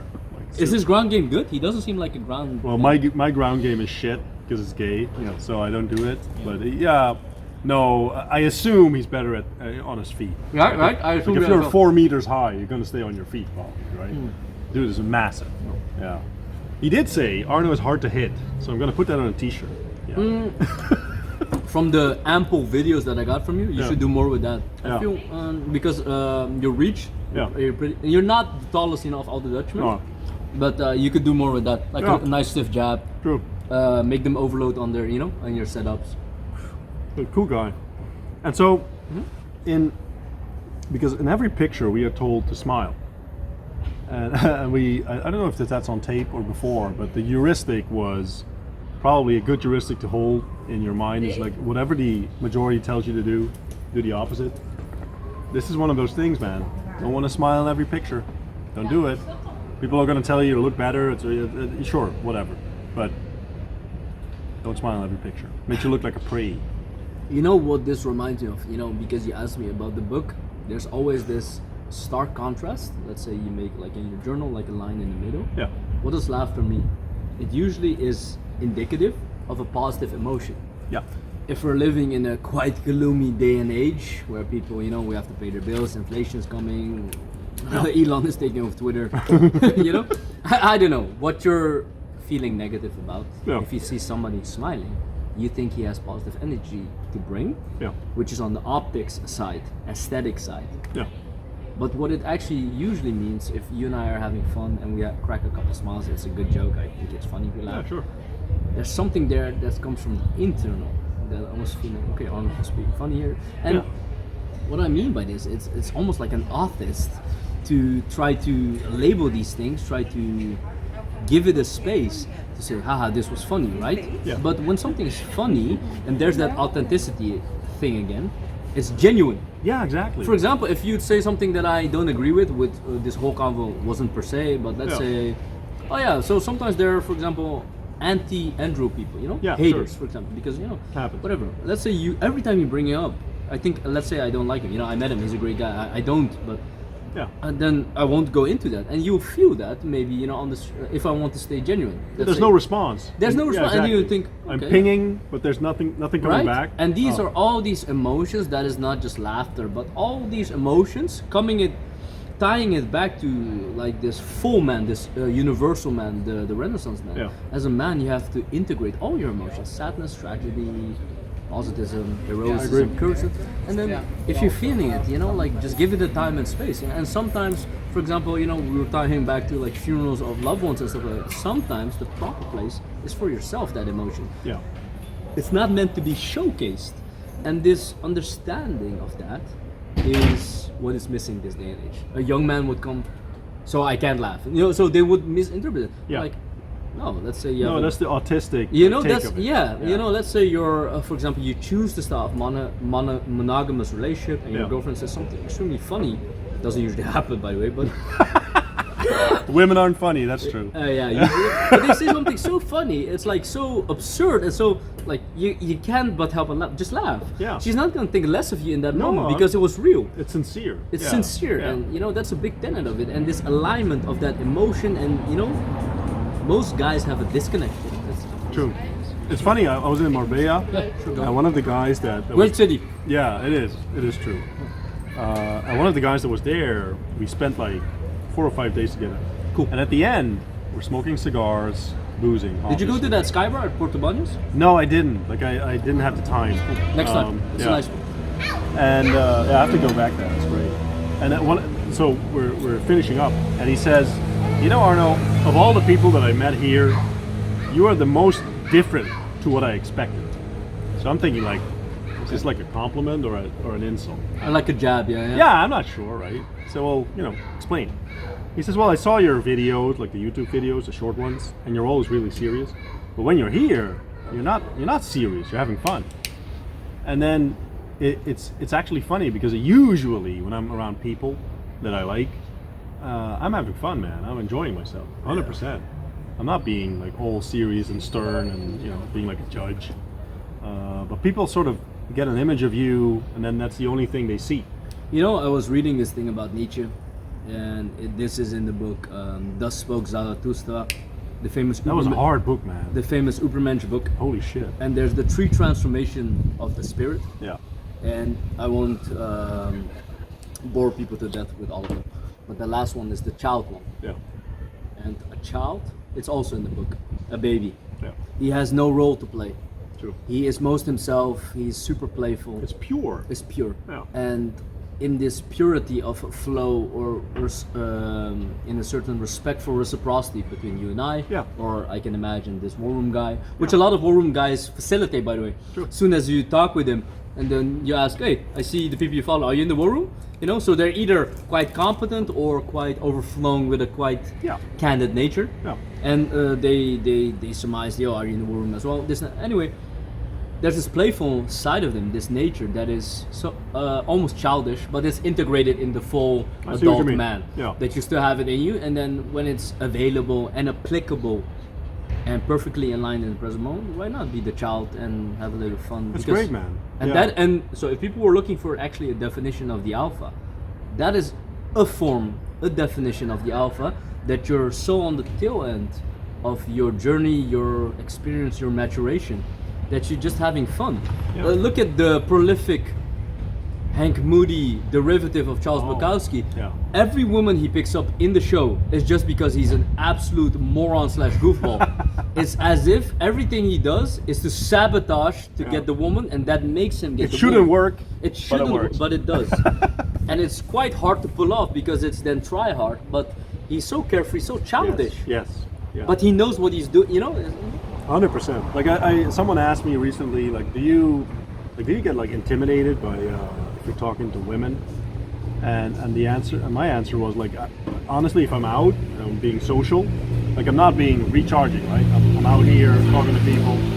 I don't really care what's between their legs, if it's like a pee-pee or a moo-moo or whatever, all of the other genders these days. Yeah. I'm just having fun.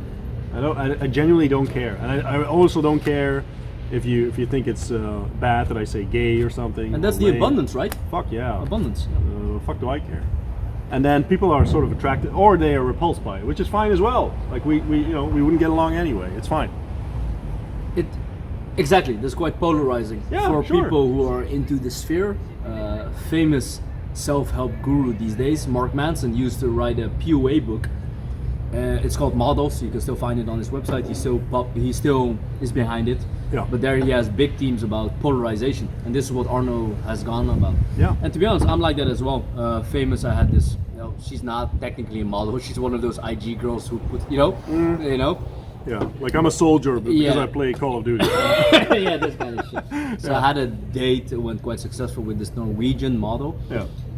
But our relationship whilst we were dating was of the style that I was basically giving her candid shit out of my mind, Yeah.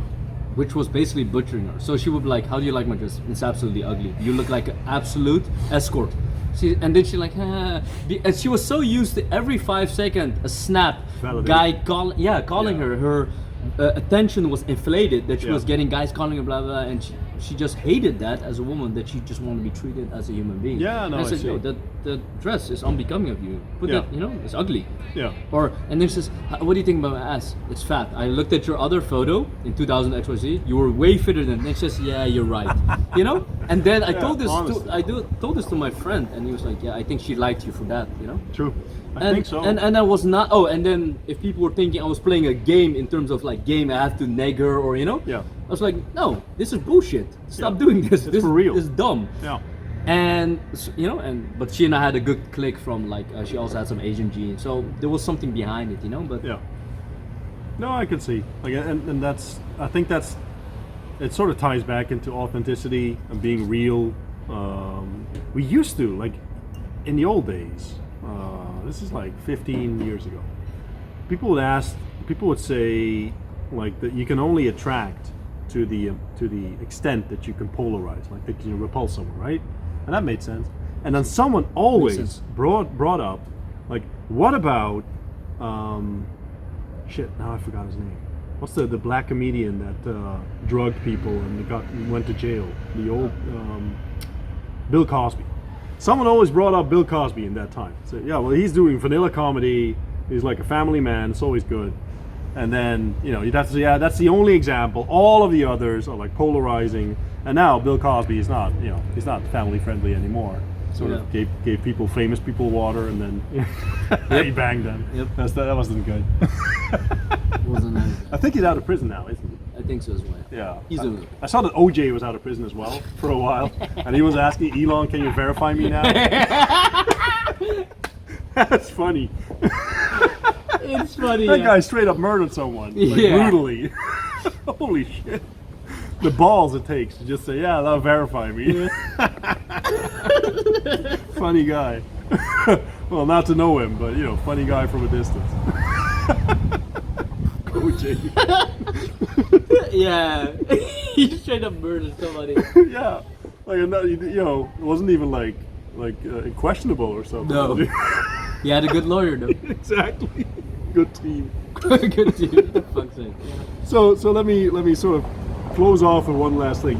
We both talked about I think it's the Myers-Briggs Yep. personality test, right? The INTJ. We both scored the same thing, but it's so long ago that I can't really remember. I know that I means Introvert? Introvert. Well, what's the rest again? Can you help me out? For example, the N is intuitive, Okay. T is thinking, and J is judgment. All right. So because I meet quite a few people that have a way different profile. Sure. Yeah. Usually the women I meet Yeah. are the exact opposite. Yeah. And however, if I connect with, like, let's say, a guy friend Yeah. or a girlfriend, Yeah. they always have the same types actually. A couple of letters are a little bit changed. Yeah, sure.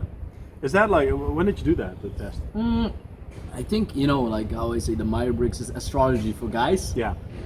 I think you want to get to know yourself through something, right? We were talking about rite of passages. True. Yeah. And as a young man, you don't know where you stand, and you just start to do these kind of tests, you know? Yeah. To get a sense of who you are. And it's also, let me actually give, not to discard the validity of this test, Yeah. because, well, there's a lot of hearsay about it, Yeah, or, sure. you know? But when I was traveling in 2018 a lot, I went on these bus trips with students, whereas I was on the later end of my, you know, study career. Yeah. And when I was partying in full swing, full fury, where I found the more extroverted side of myself. And when I then did the test, all the letters were different. Because because those questions that gets asked on the test, Yeah. and if I was just like sleeping in these hostels, trying to, You were a peasant. yeah, Exactly. yeah, to yes. put it like that, Yeah. I chameleonized myself. Yeah, I see. To belong or this and that. Well, if I do the test, then again, I become somebody else. And Yeah. to put it like this, since the theme of this talk and about authenticity is also a certain fluidity, Yeah. you know? I know part of my nature is to be ninja, comedian, or it's in the book as well, to slip through the cracks of society. That Your father gave you that, right? yeah, because Yeah. he was prolific for in our culture so it's hard to translate to Dutch or English. It's just a street pounder, street markers, especially like you know where you have to cross the street, like those, Yeah. you know, Yeah. like street markers. It's a slang that every time I went out and my mother had like complaints about me towards my dad, he was like, yeah, well, he's just like you, he's a street marker.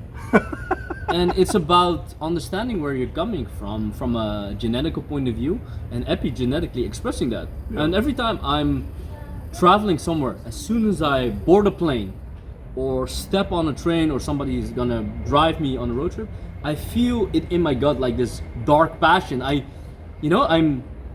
I lose almost like everything. I'm like, yeah, let's go here, and like, but where are we gonna sleep? I'm like, doesn't matter, you know? Yeah. Everything goes out of the freaking window, and that's quite nurture versus nature and stuff like that.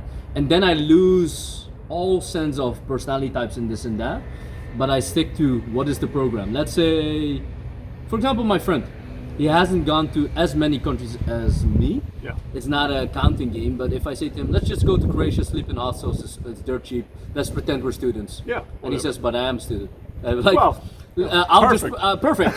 I'll just pretend I'm a student, Yes. which I'm not, and then we'll just go with the flow, and then that's the cover story, you know. And they'll be like, "Why are you guys together?" Yeah, his father hired me on his payroll. Don't come near him. Don't touch him. You know, and stuff like that. And then it's like mystery, intrigue, and then you just go with the flow. And we do that the whole time. We go to the bar and this and that, and that's, you know, go with the You flow. just have fun. Have fun. Yeah, yeah. I think that's if the main takeaway from the first talk was put yourself out there. Maybe the main takeaway from this is just to go with the flow, have fun, still put yourself out there, but be you, and also discover who you are in a sense, right? And not discover. But that sounds like some girl going to Thailand getting dicked down. Yeah, no, don't discover who you are, guys. Yeah. No, don't get dicked down. That's not good. But build yourself into someone by putting yourself out there and, you know, owning who you are. Especially as a man, right? The Red Pill adage: women are and men must become. Yes. Yeah, true. Just ask yourself the question: are you becoming? Yeah, that's true. Yeah, let's close off there, man. Appreciate it. So much, sir. Awesome.